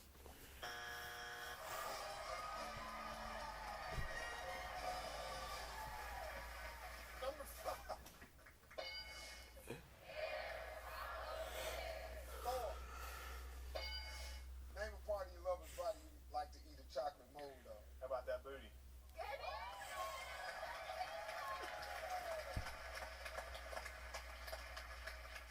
Now, folks, what makes that answer even more interesting is David is in the theology college. David is studying to be a minister.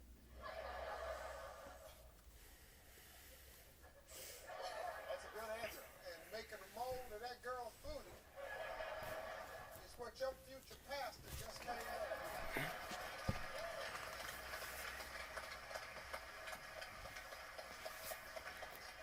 I don't know where it's going to be, but I'm going to want to go down there and join that Sunday.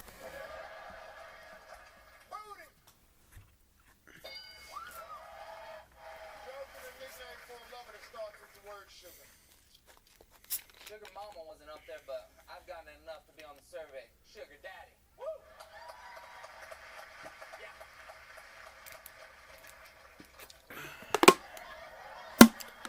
Oh, it's up there. Yeah, Lord, it's up there. I'll be your sugar daddy. I'll be your rich. Sugar daddy? Hey, Brad, when you go in for a kiss, name something you hope you don't smell on your lover's breath. Sour cream and onion chips. Woo! Well, I am going to get another drink, so yeah, I'm back, so yeah. The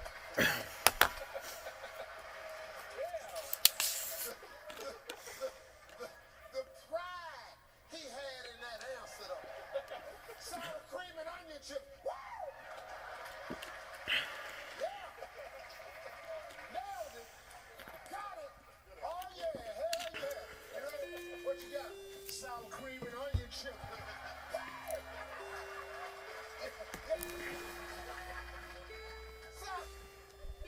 Sour cream and onion chips.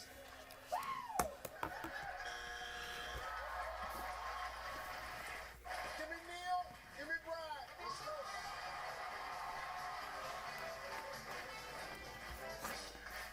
Point values is double. Top 6 answers on the board. Here we go. Young lovers put whipped cream on each other. What does an old couple put on each other? Bengay. Bengay.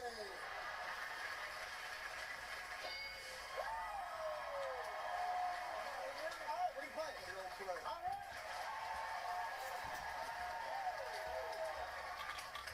All right, I'm gonna say this one time. Young lovers put whipped cream on each other. What does an old couple put on each other? Vaseline. Vaseline.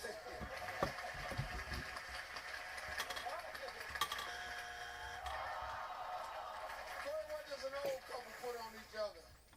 Condoms.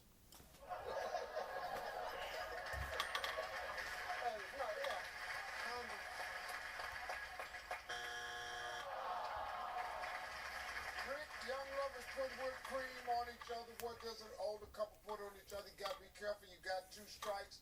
Joyce Seal family can steal. Diapers.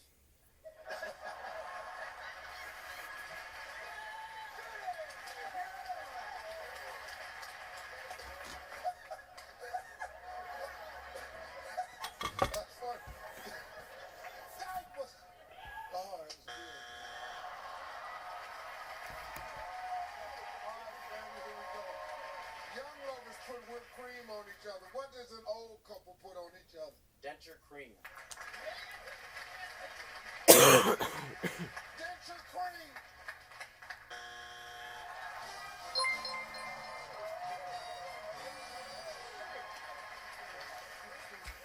Number 6. Yeah, it's grown folk stuff now, baby. 5. Yeah, we're getting into the adult stuff now, folks. Number 4.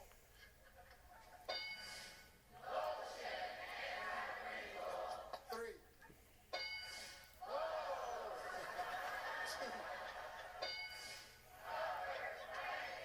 We got 2 strikes. Marsha, you going for a kiss, name something you hope you don't smell on your lover's breath. Paprika.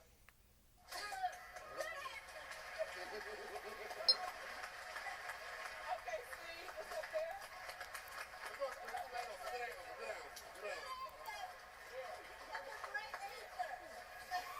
That's a great answer. The hell do paprika smell like? When the last time you had somebody blow some paprika in your face? Paprika.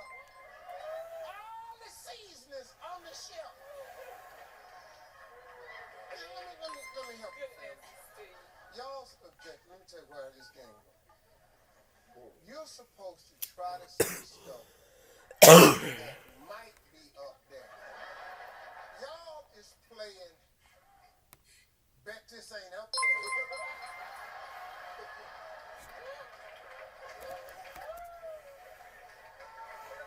So we just hoping now that somebody, somewhere in the United States just cannot stand the smell of paprika. And you put some more paprika on my damn food and see what happened to you. Put no funky old paprika on my food. Paprika!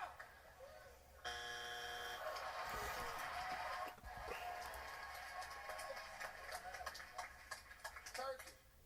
Name something you might like your lover to rub on your bottom. Lotion. That's good. You like that? Yes. Think it's up there? I think it is. Like, how many people you think would say lotion? Like 2, 3. 2? Probably more than that. Lotion's big. I was thinking out of 100. Out of 100, yeah. All right. 200 million. 200 million. Turkey. Boy, you don't know how much this turkey thing gonna stick after this. Read that first line up there, Tyler. Read that first line. Oh, lotion. I told them to look at that. That's a good answer, though, turkey. I ain't gonna lie to you, boy. Boy, when you boys see this right here, that turkey sticks forever now. They gonna call you turkey lotion.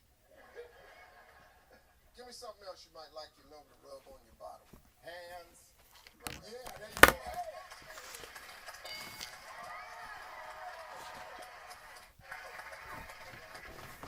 Angela, lovers go hiking. Think something might have in the backpack for outdoor romance. Some hand sanitizer. I don't want somebody dirty touching me. You're going hiking. You probably pick yours up to the ground, the tree. I don't want you touching the baby. You ain't clean now.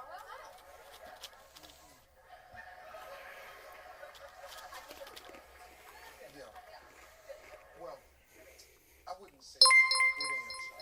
I would say it's a practical answer.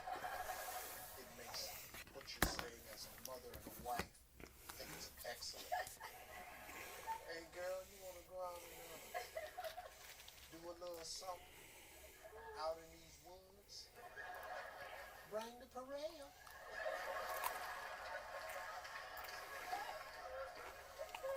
No, baby, I said you want to go out and get busy in the woods. I said bring the parade. Gotta have hand sanitizer here.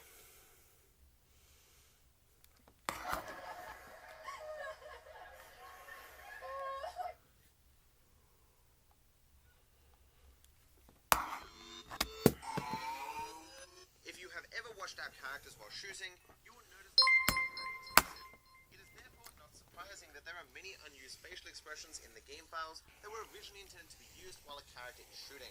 Honestly, I don't think they look very good, and we aren't usually looking at our character's face while playing anyway, so I think both are possible reasons why they wouldn't go through with implementing this. Hey man, what's up man? What's that about? The last...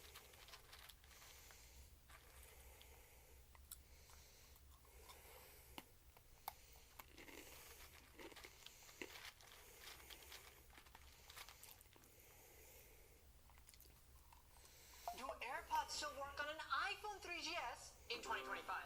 So I was watching this YouTube channel, and the guy mentioned that AirPods should technically work on an iPhone 3GS. But I don't believe him. Now I know I have an iPhone 3GS lying around here somewhere. No. This is 3G, not a 3GS, I think. And finally I found it, but it wouldn't turn on. So I looked for the old charging cable, watched shorts until it charged, and wow, it still works. Man, this is nostalgic. It's we have enough Flappy Bird. But anyways, I got my AirPods out, turned on.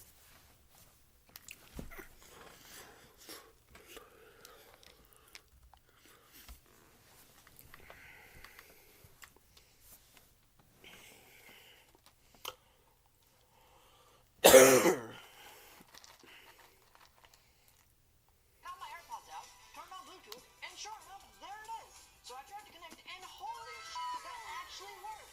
You even get this AirPods looking symbol on top. Now we need to actually test this out.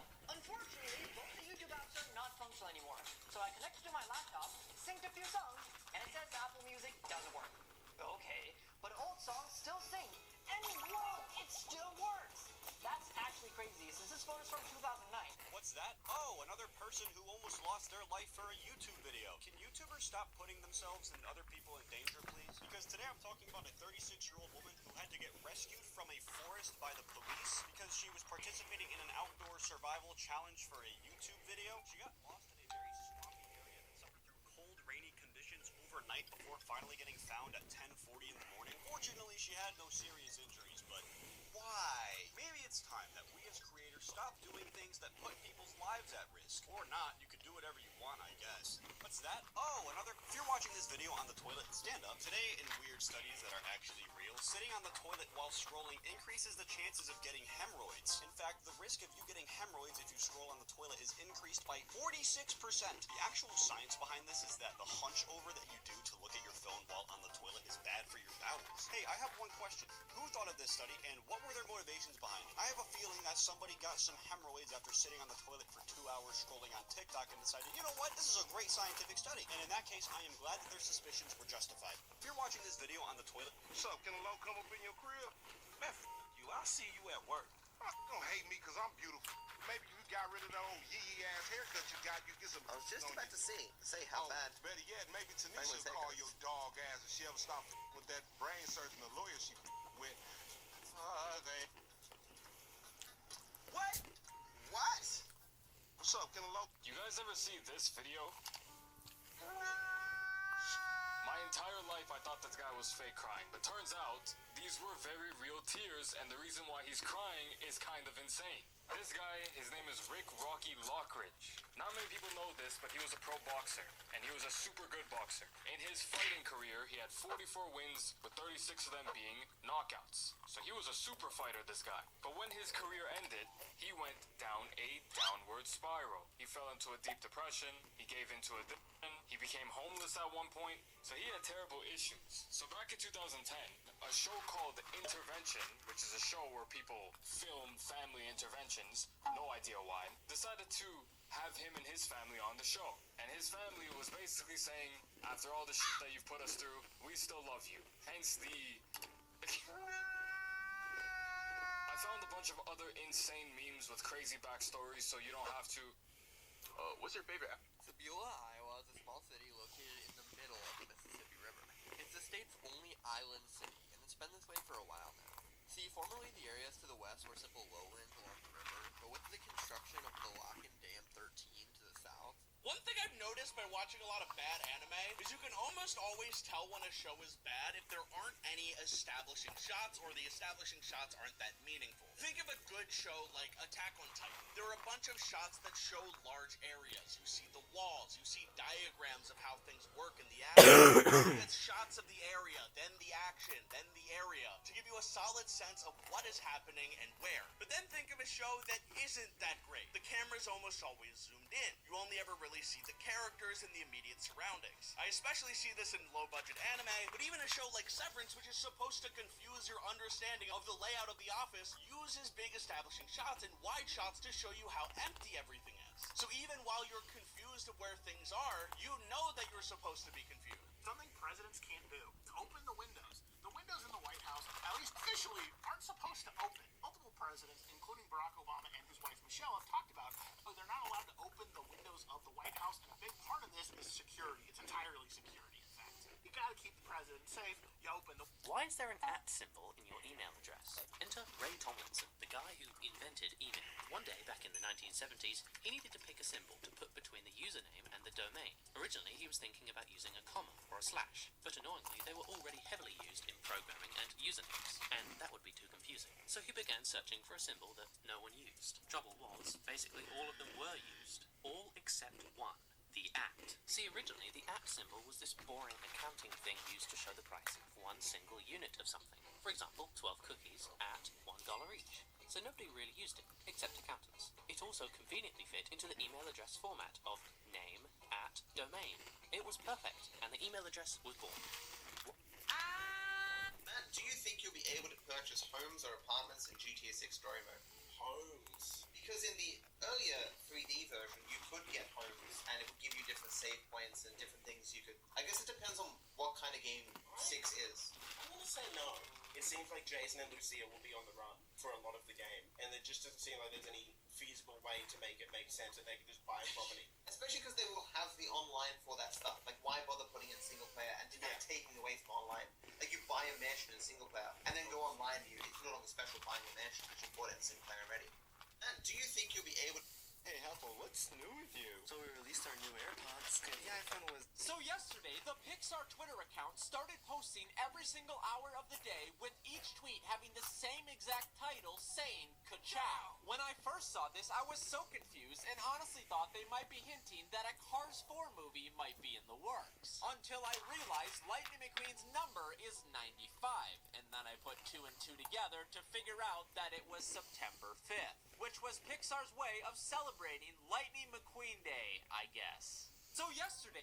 Everybody who said that voter fraud isn't a real issue in this country, boy, do I have a story for you. A woman is currently facing 5 felonies for registering her dog to vote in California, and she even voted for the dog in the ballot was legally counted during an election in 2021. My question to this woman is why? Why the dog? If you're going to commit voter fraud, at least register another person to vote. How are you going to register your dog to vote and not expect to get caught? My only other question is, did the dog vote Republican or Democrat? This user wants to know. All of the followers that you are... This user wants to know, what happens if an AI like 079 looks at Shy Guy? Will Shy Guy attack the computer, or just the camera, or nothing at all? I mean, it's a computer, but it's basically living. It just has special eyes. So we're going into our artificial intelligence is truly alive kind of conversation now. How pertinent for our daily times. So, I believe that we know at least low-level AI like the Scramble Goggles, they were meant to recognize 096's face and block us from seeing it. And 096 did not attack the goggles. It attacked the person who was wearing the goggles because it didn't work. It was real nasty. But, point is, 096 didn't attack the goggles, it attacked the wearer. So, on that point, 096 doesn't care if the goggle recognizes it. And I think that's going to be the clincher for all of our sentient AIs, because they are still not real live entities. They are artificial intelligence that are data in the machine. So with that in mind, I doubt a sentient AI could in fact be attacked by 096.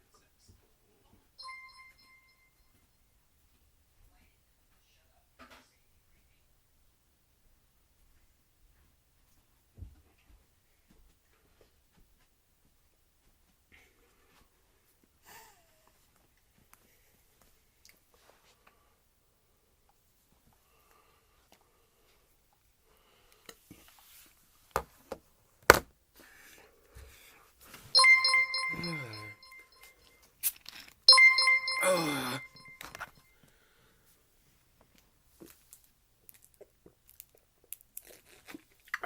drop the ball. Choose Renewal by Anderson replacement windows.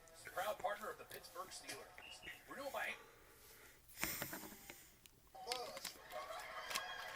Let it get hot and sexy, and then you go in there and tell myself. Some of this cold, sticky stuff on my hand. Yeah. Oh, they clean now. Hand sanitizer. Top 7 answers on the board. Name an exercise a man does in the gym that makes him a better lover in the bedroom. Lift weights. He lift weights. Sit-ups. Sit-ups. Good play. Is it Micah? Yes, sir, it's Micah. Hello, Micah. How old are you? How are you? I'm doing great. How are you? I just accidentally said how old I am. I'm 21 since you asked. And I have a son. Oh, really now? We might need to talk later. Yeah, then we'll talk to your daddy about it first. Hey, I'm single as a Pringle, so. Single as a Pringle. And ready to mingle. Single as a Pringle and ready to mingle. All of that. What's your gift? Talking. No, that's a gift. Let's get set. I make all my money talking. That ain't bad. See, that's a gift. But you gotta use it. Yeah, what you gotta do is get involved with something that allows your gift to shine. That's how you make money. And you be happy. What school you go to? I go to the University of Central Arkansas. I'm a senior now. Oh, you a senior? Yes, I'm a senior. I'm almost done. All right, introduce everybody. All right, this is my beautiful family. Right beside me, I have my beautiful sister, Aja, my crazy glue mom, Ronita, my stuff pop Kevin, and my swaggy big brother, Kevin Jr. All right, name an exercise a man does in the gym makes him a better lover in the bedroom. I'm gonna go with squats.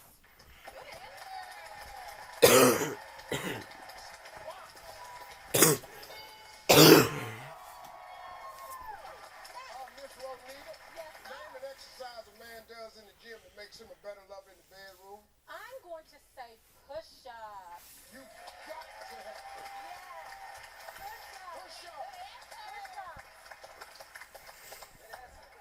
Yes. Push-ups.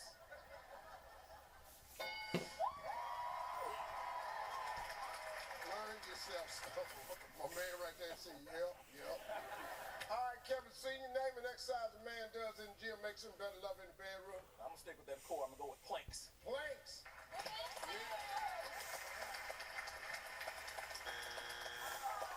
That's a good one. You want to do that though. Get that.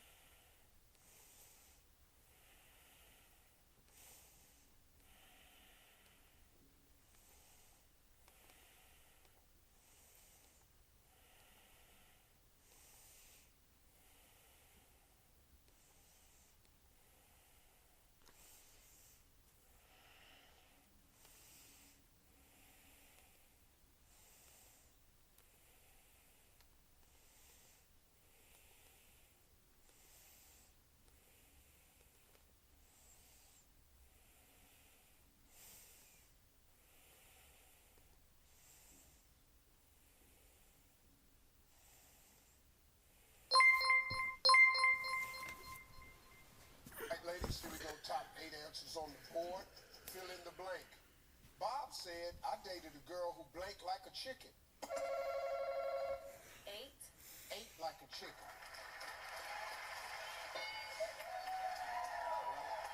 Cluck like a chicken. Cluck like a chicken.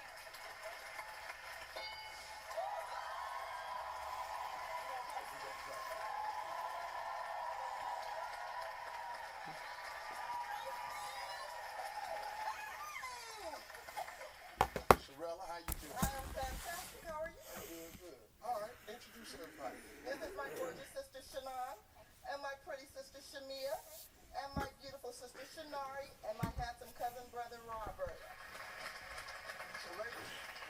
show. Bob said I dated a girl that blinked like a chicken. I'm gonna say, walk like a chicken.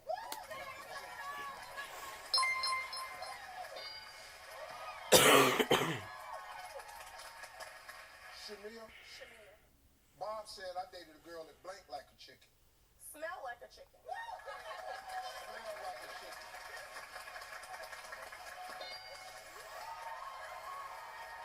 Bob said I dated a girl who blinked like a chicken. Look like a chicken. Look like a chicken.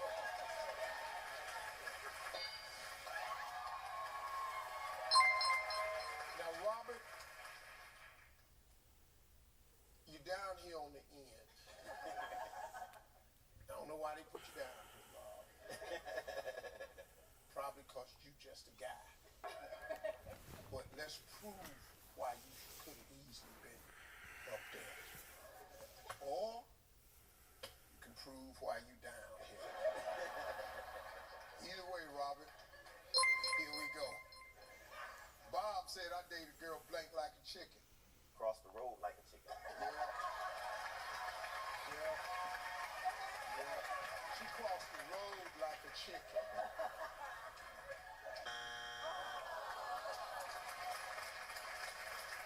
Robert? Yes. Bob said I dated a girl that blinked like a chicken. Dance like a chicken. Damn.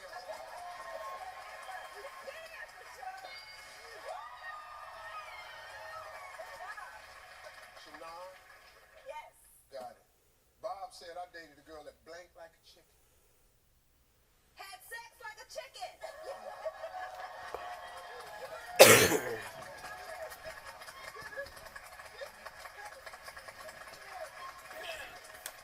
Just out of curiosity, when you say you dated a girl that had sex like a chicken, what was going on?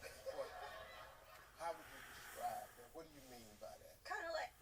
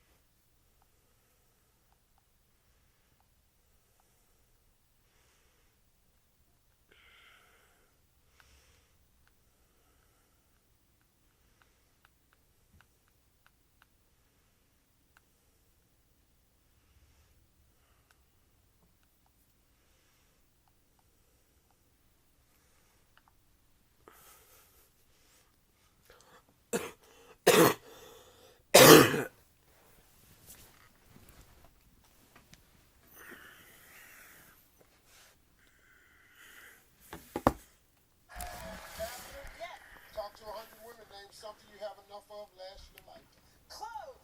That's a good one. You like that one? I wish I had more clothes. This is a good answer. That's a great answer. Yes. Look, feeling confident about it. I think I'm right this time, Steve. Matter of fact, I bet you right. I like that attitude, Steve. That's the attitude you have. Because you said it with such a confidence. Yeah, say it again. I'm gonna go with clothes, Steve. Yeah. Yeah. Look how you have that. Woo!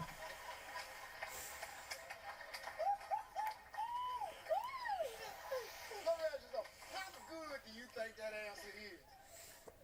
Better than my last few answers, Steve. You better know it.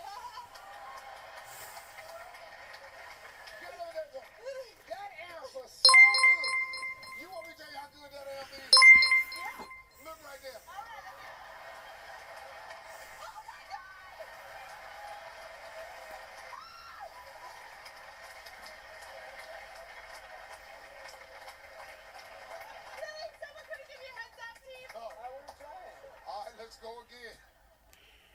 100 women, name something you have enough of, last your lifetime. I'm gonna go with nail polish, Steve. Nail polish. Name something might be leaking where a plumber will be no help. Let me say your tire. You might have a small leak in your tire. In your tire, that's a good answer. You like that one? I like that one. I like that one. You like it a lot? I like it a lot. It's up there. It's up there? Boy, you show us up there. Show 100, not 50-50. Not 50-50? 100. Well, I'm going to show you how smart you are. How many of y'all think it's up there already? Let's go.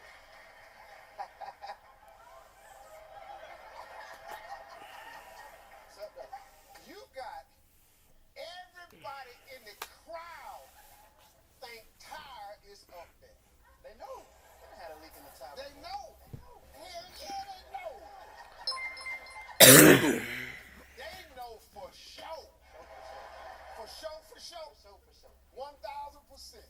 So if I turn, tire gonna be up there. You ready? You want to turn first and look?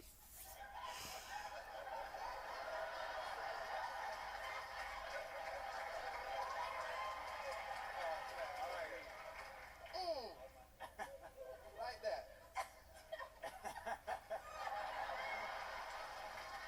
It's alright. Great minds think alike. Great minds think alike. There we go. You know we need a different answer. Different answer. Okay, cool. Name something else that might be leaking where a plumber would be no help. Refrigerator.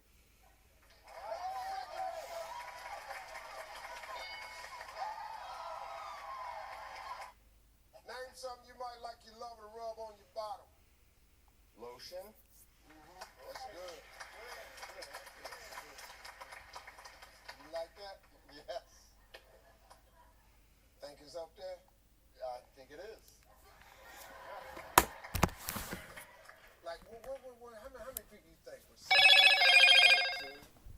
Two. Probably more than that. Ocean's big. I was thinking out of 100. Out of 100, yeah. 200 million. 200 million. Turkey. Boy, you don't know how much this turkey thing gonna stick after this here. Read that first line up there, Tyler. Read that first line. Oh, lotion. I told them to look at that. That's a good answer, though, turkey. I ain't gonna lie to you, boy. Boy, when you see this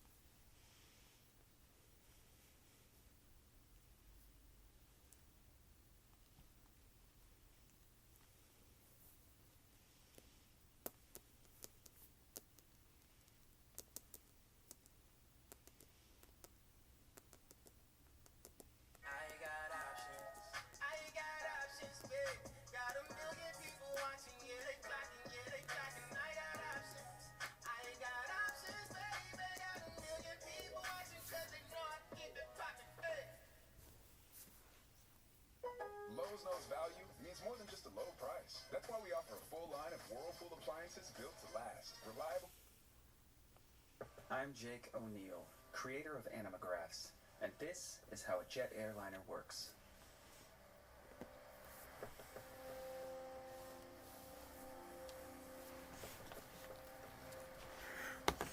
Let's start with the airframe. Thousands of specially formed, damage-resistant panels are riveted or otherwise attached to a lightweight underlying base called the airframe. The panels and together make a very strong, lightweight craft. Many of these parts, especially the outer panels, are made from a carbon fiber reinforced material, though traditional aluminum and aluminum alloys are also used. Vertical frames underpin the cross-sectional tube shape, connected by longerons that stretch from nose to tail. And in between these, a vast network of stringers, intercostals, and subframes. At the nose, the radome shields a weather radar antenna beneath, while allowing specific radio frequencies to pass through for proper functioning. A double-layered bird strike barrier is situated behind that. Floor beams attach to frames and support the floor panels. Higher grade panels are used in high traffic areas and the cockpit or flight deck, with lower grade panels beneath passenger seating areas. Pressure bulkheads are reinforced metal barriers that separate pressurized from non-pressurized areas of the plane. Humans are accustomed to about 14 psi of air pressure. Passenger planes generally fly between 31 and 38,000 feet above sea level, where air pressure is a meager 4 psi or lower. As such, most sections of the airplane are pressurized while in flight. These areas include the flight deck and passenger areas, equipment bays, and cargo compartments. Unpressurized areas are the radome, landing gear bays, the center wing box, and the tail cone. The wings attach near the center of the aircraft. A center wing box ties wing frames together with the fuselage. The keel beam offers additional support. A wing-to-body fairing attaches to the keel beam and a pair of external longerons to enclose and further strengthen this critical wing attach point. Sturdy yet flexible spars stretch from the center wing box to the wingtip, one at the leading edge and one at the trailing edge of the wing. A pylon juts out from the wing frame to support the jet engine.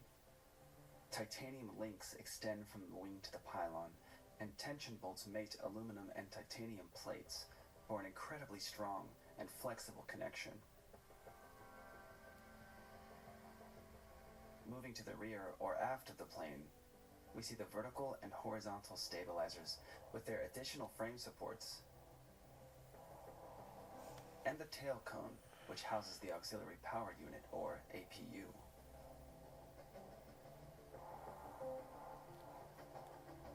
Windows. The windshields and side windows are made from 3 layers of chemically strengthened glass, covered with an anti-static coating. Cabin windows maintain the structural integrity of the fuselage with a thick outer pane made from acrylic. There is an additional protective acrylic pane on the passenger side with a hole and an air gap for pressure and temperature equalization. Doors. There are passenger doors front and rear, with corresponding service doors on the starboard side. Cargo access doors are also on the starboard underside. Smaller overwing emergency doors are located just above each wing. Doors must be disarmed before opening so the emergency slide will not deploy. An overpressure light, visible from the inside and outside the door, indicates whether the pressure differential would permit safe opening. A vent panel enables pressure equalization. Turning the interior latch handle allows the door to be opened. There's also an externally accessible door latch. The door rides on a hinge arm to swing out and away from the plane body, with stabilizer bars to guide its path.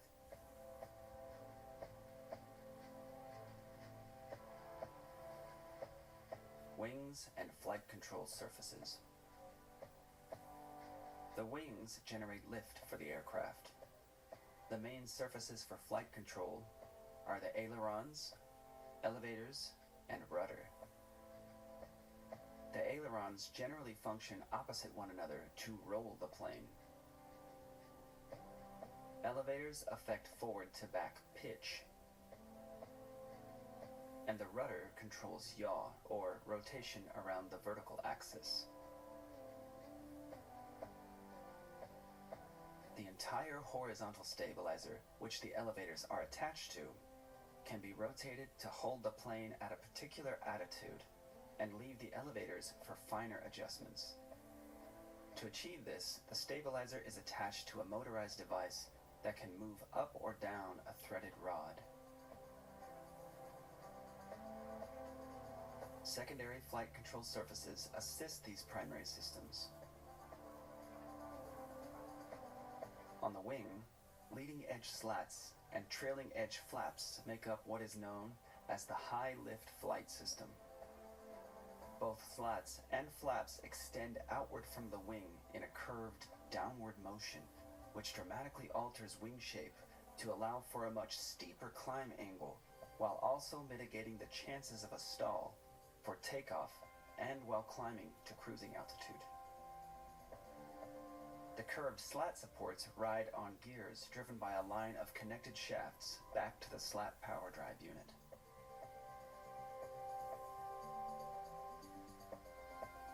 For the flaps, a flap carriage rolls outwards driven by its actuator arm as the supporting flap track beam lowers. A row of multifunction spoilers is situated at the wing's trailing edge to assist the ailerons with roll control.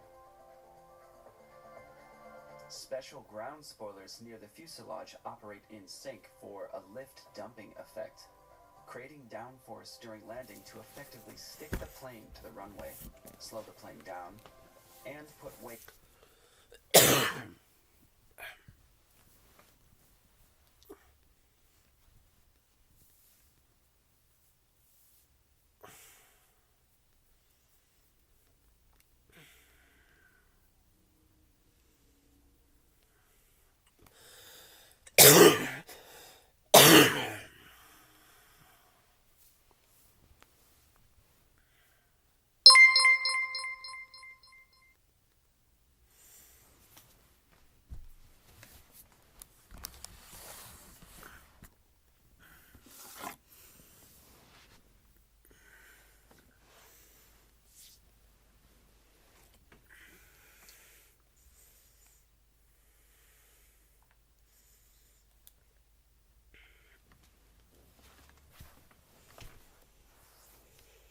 Top 8 answers on the board. Here we go.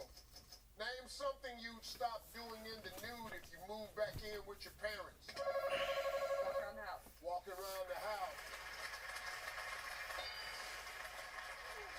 Dancing. Dancing.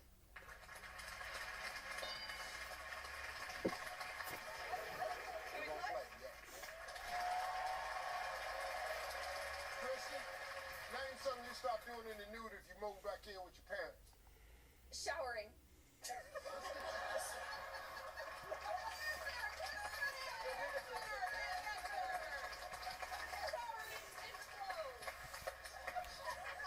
It's up there. I promise you. Showering.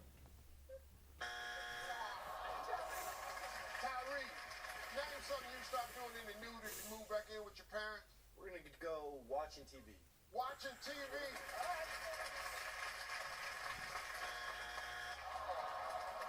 Renee, we got 2 strikes. You got to be careful. Whole family can steal. Come on now. Give me something you stop doing in the nude if you move back in with your parents. I would say sleeping, Steve. Stop sleeping, Nude. Yeah.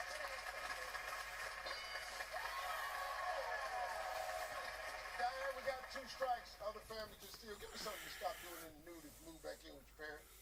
Sunbathing. Stop sunbathing, Ricky.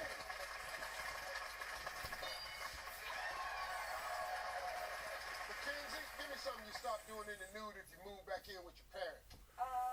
I'm gonna say cook. Stop cooking in the nude.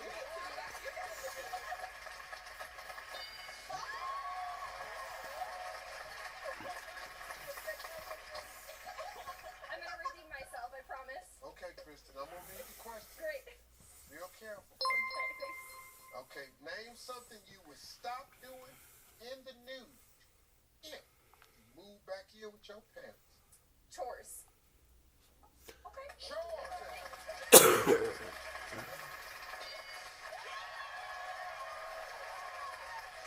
Kristen, you said you was gonna redeem yourself.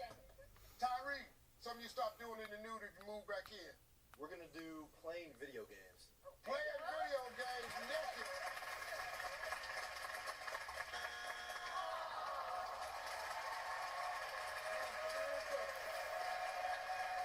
Name something you stop doing in the nude if you move back in with your parents.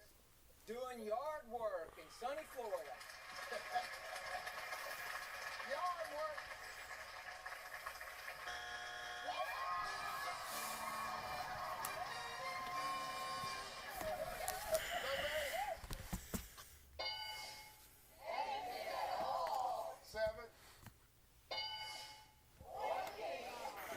Top 7 answers on the board.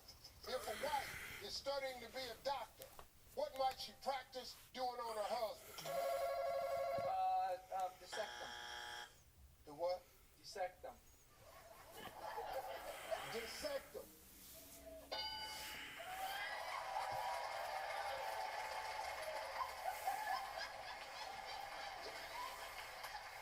Checking for his erectile dysfunction. You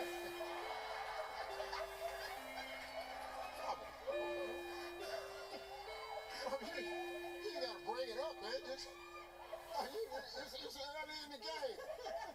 He later checking for his erectile dysfunction. Checking for ED.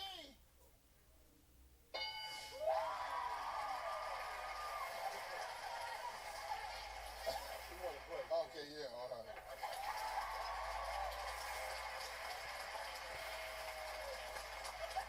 Antasia? No, Antaeus. Oh, Antaeus. Okay, Yes. that's right. Wife studying, what might she practice doing on her husband? CPR, Steve. CPR.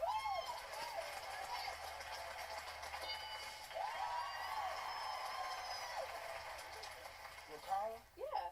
Rakara? Are you married? No. She's single. Help me out, Steve. Help me out, Steve. Oh, no, this people was asking. Oh. That's why I asked you. Okay. Good to know. If a wife is studying, are you married? No, I'm very single. Hell, I don't know. Let's go. Paris? I'm very single, Steve. All of them.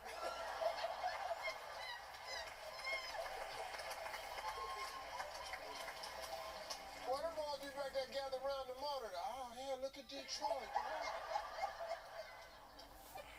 Okay, if a wife is studying to be a doctor, what might she practice doing on her husband? I'm gonna go with giving him a shot. Include that. Give him a shot.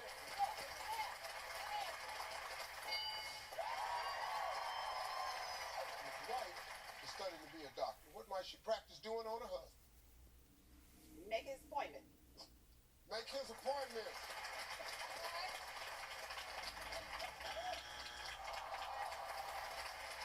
Paris, if a wife is studying to be a doctor, what might she practice doing on her husband? Prescribe medication. Prescribe medication. That was a good answer. That was a good answer. We got 2 strikes. You got to be careful. Other family can steal. A wife studying to be a doctor. What might she practice doing on her husband? Check his blood work. Check his blood work.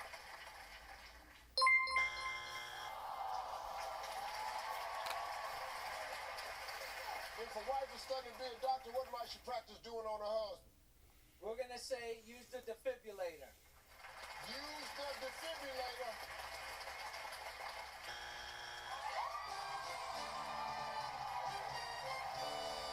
Number 7.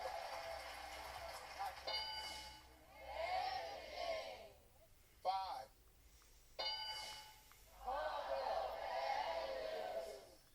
4.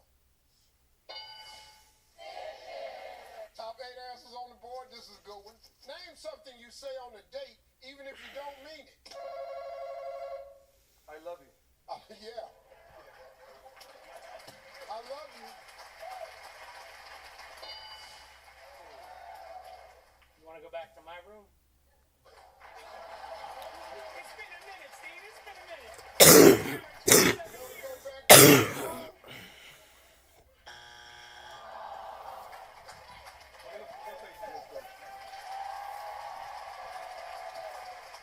Kathy, name something you say on a date, even if you don't mean it. You look cute. Why you look nice? You look cute.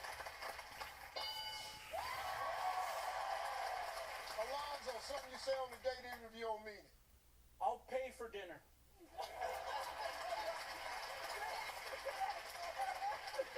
I'll pay.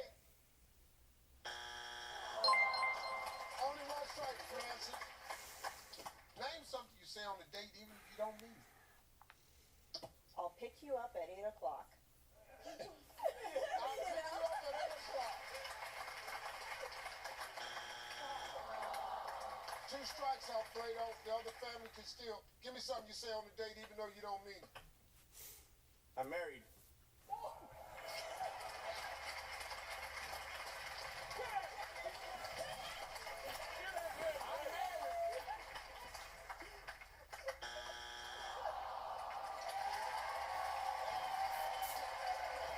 Name something you say on a date, even if you don't mean it. I'm having a great time, Steve. Having a great time.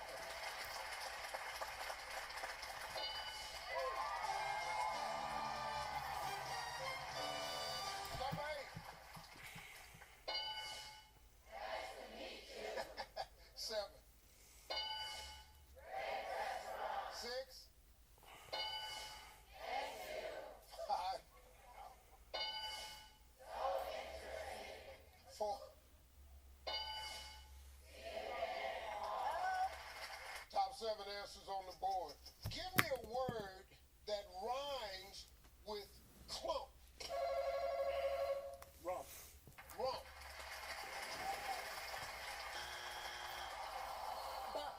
Bump.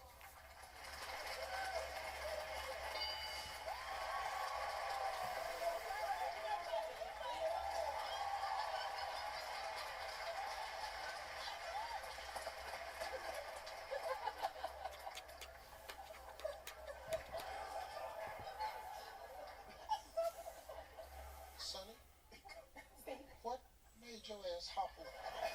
It's a TikTok. It's a what? TikTok dance. Oh, that was a dance. It's TikTok dance. Aaron, give me a word that rhymes with slump. Dumb.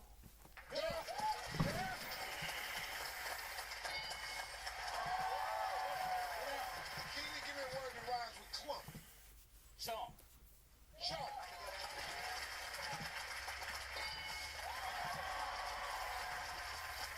Brittany, give me a word that rhymes with clump.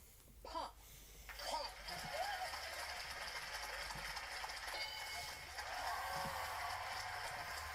Son, give me a word that rhymes with clump. Jump. Jump.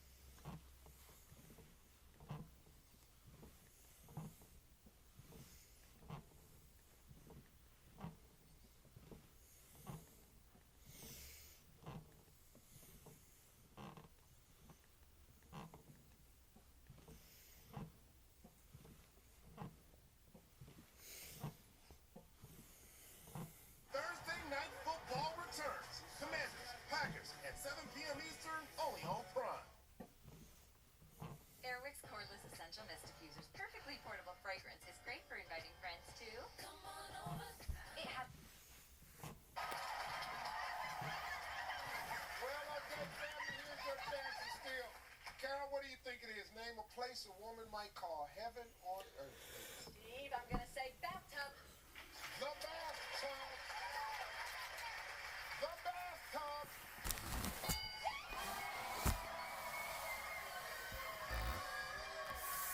Number 6.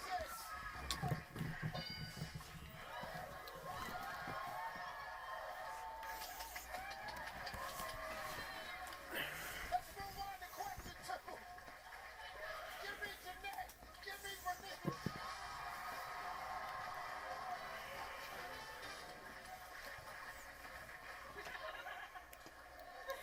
Oh, I still got the same. I had the same thing. Name a place that one might call heaven on earth. The coochie.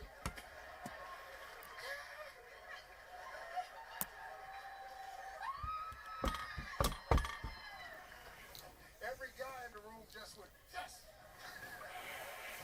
All right, let's go. Top 7 answers on the board. We asked 100 married men. In heaven, what do you hope to finally get to have all to yourself? Money. Money. Family. Family. Rondell. Peace and quiet. Peace and quiet.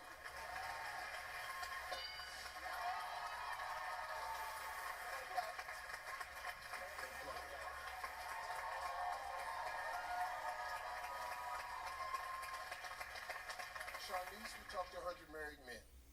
In heaven, I'm going to just say this once to everybody. This is for 100 married men. One time, 100 married men. In heaven, what do you hope you finally get to have all to yourself? A TV? TV, all to yourself. Made 100 men. You get to heaven, what do you finally hope to have all to yourself? Like, you know, there's this little man room. Like, See, that's what we're talking about.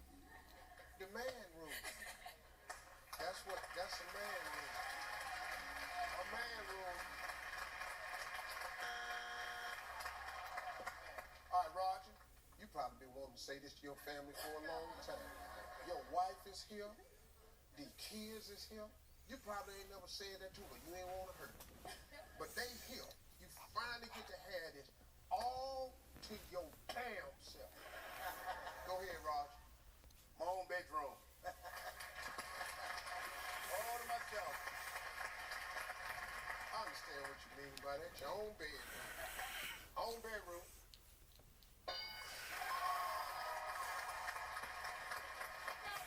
Shabri, talk to 100 married men. In heaven, what do you hope you finally get to have? All to yourself. This man. your own bathroom, Steve. Man, my own bathroom.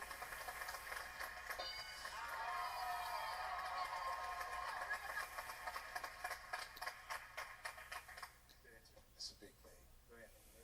One strike. Rondell, you in heaven. What do you hope to finally get to have all to yourself? My own refrigerator.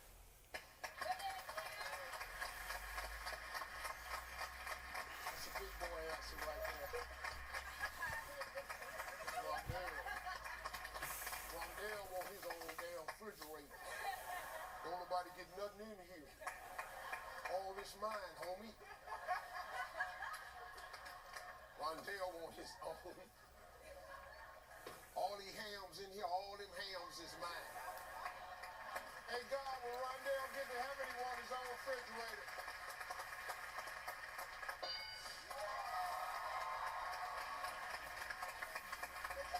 Charlize, 100 married men in heaven, what do you hope to finally get to have all to yourself?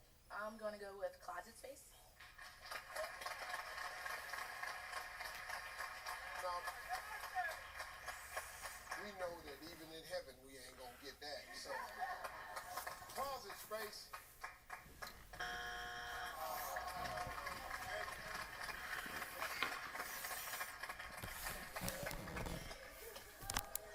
Yeah, look whose turn it is. Guess we gonna be down here for 5 minutes. Then we gonna take a seat. Watch you play these little reindeer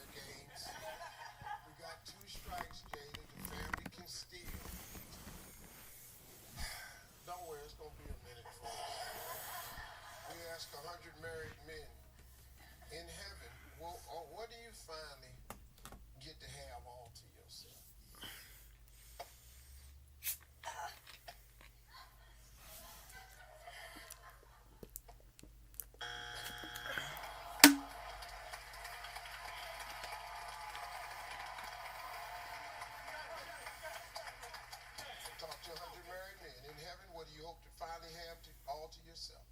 The Silver Fox says a recliner. The Silver Fox wants his own lazy boy recliner.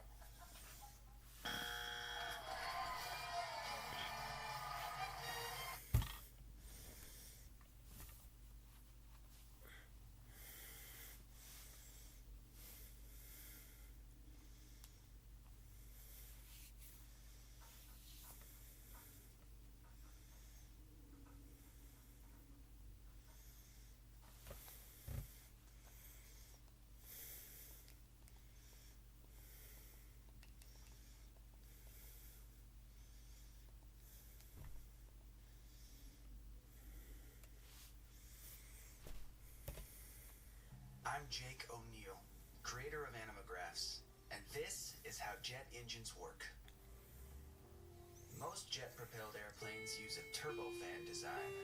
The turbofan can be thought of as a high-tech propeller inside of a duct called a diffuser, driven by a gas generator. The core.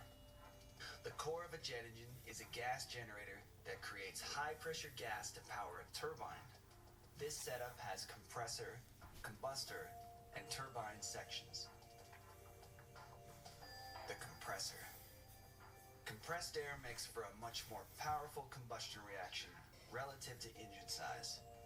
Compression happens in stages that force incoming air into an increasingly narrow chamber. A single compressor stage is comprised of a spinning rotor paired with a ring of stationary stator vanes which are attached to the core casing. Rotor blades swirl the air as they force it through the compressor. Stator vanes slow this swirling momentum in exchange for increased air pressure. The compressor has 4 low pressure and 10 high pressure stages. The combustor. Air is mixed with fuel and ignited as it passes through the combustor, releasing a jet of super high-powered gas. The design shown here is an annular combustor, meaning ring-shaped. Compressed air enters the inlet nozzles. Each nozzle is coupled with a fuel injector and is designed to swirl the incoming fuel and air for an even mix. A couple of igniter plugs, not unlike the spark plugs found in car engines, ignite this mixture, and the reaction spreads evenly around the ring. Once started, combustion continues as long as air and fuel are supplied. The turbine. Turbines at the rear of the jet engine are powered by exhaust gases exiting the combustor. Much of the turbine power is used to turn the fan, while a smaller percentage powers the compressor stages. Turbine fins get extremely hot. Some air from the compressor is diverted for cooling, and special coatings are used to keep temperatures down. The exhaust cone is specially shaped to mix and accelerate exhaust streams. It also covers sensitive internal engine parts. The fan. Early jet engines were turbojets, where all incoming air flows through the core. Most modern winged aircraft engines are turbofans, where only a fraction of air enters the core or gas generator, and the resulting power turns a specially designed fan. Again, the fan can be thought of as a high-tech propeller inside of a duct.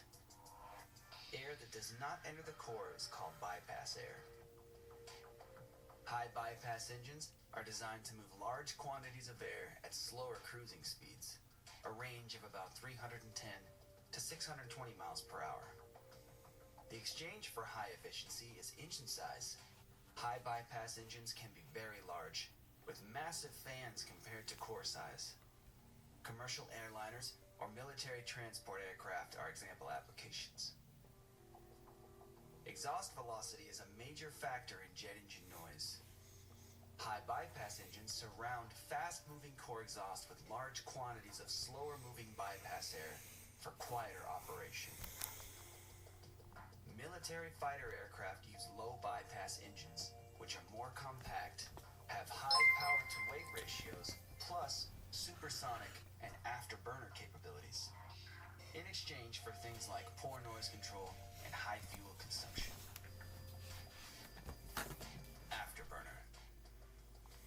performance engines may have afterburner capability. Additional fuel is sprayed into a jet pipe section where it mixes with exhaust gas and is ignited, producing a second stage of combustion. Since afterburner is fuel inefficient, it's generally used in short bursts during takeoff, climb, or combat maneuvers.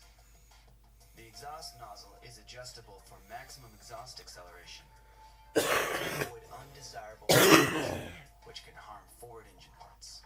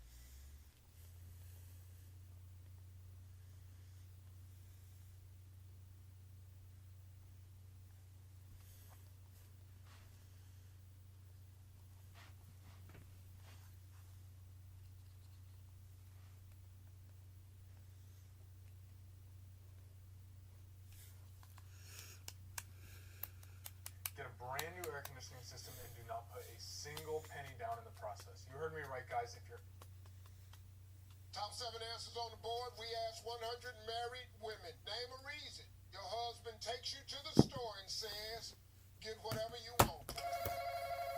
Whippy.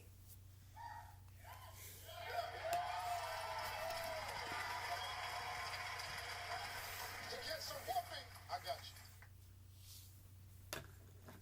Well, that's going to be the end of this video, and bye.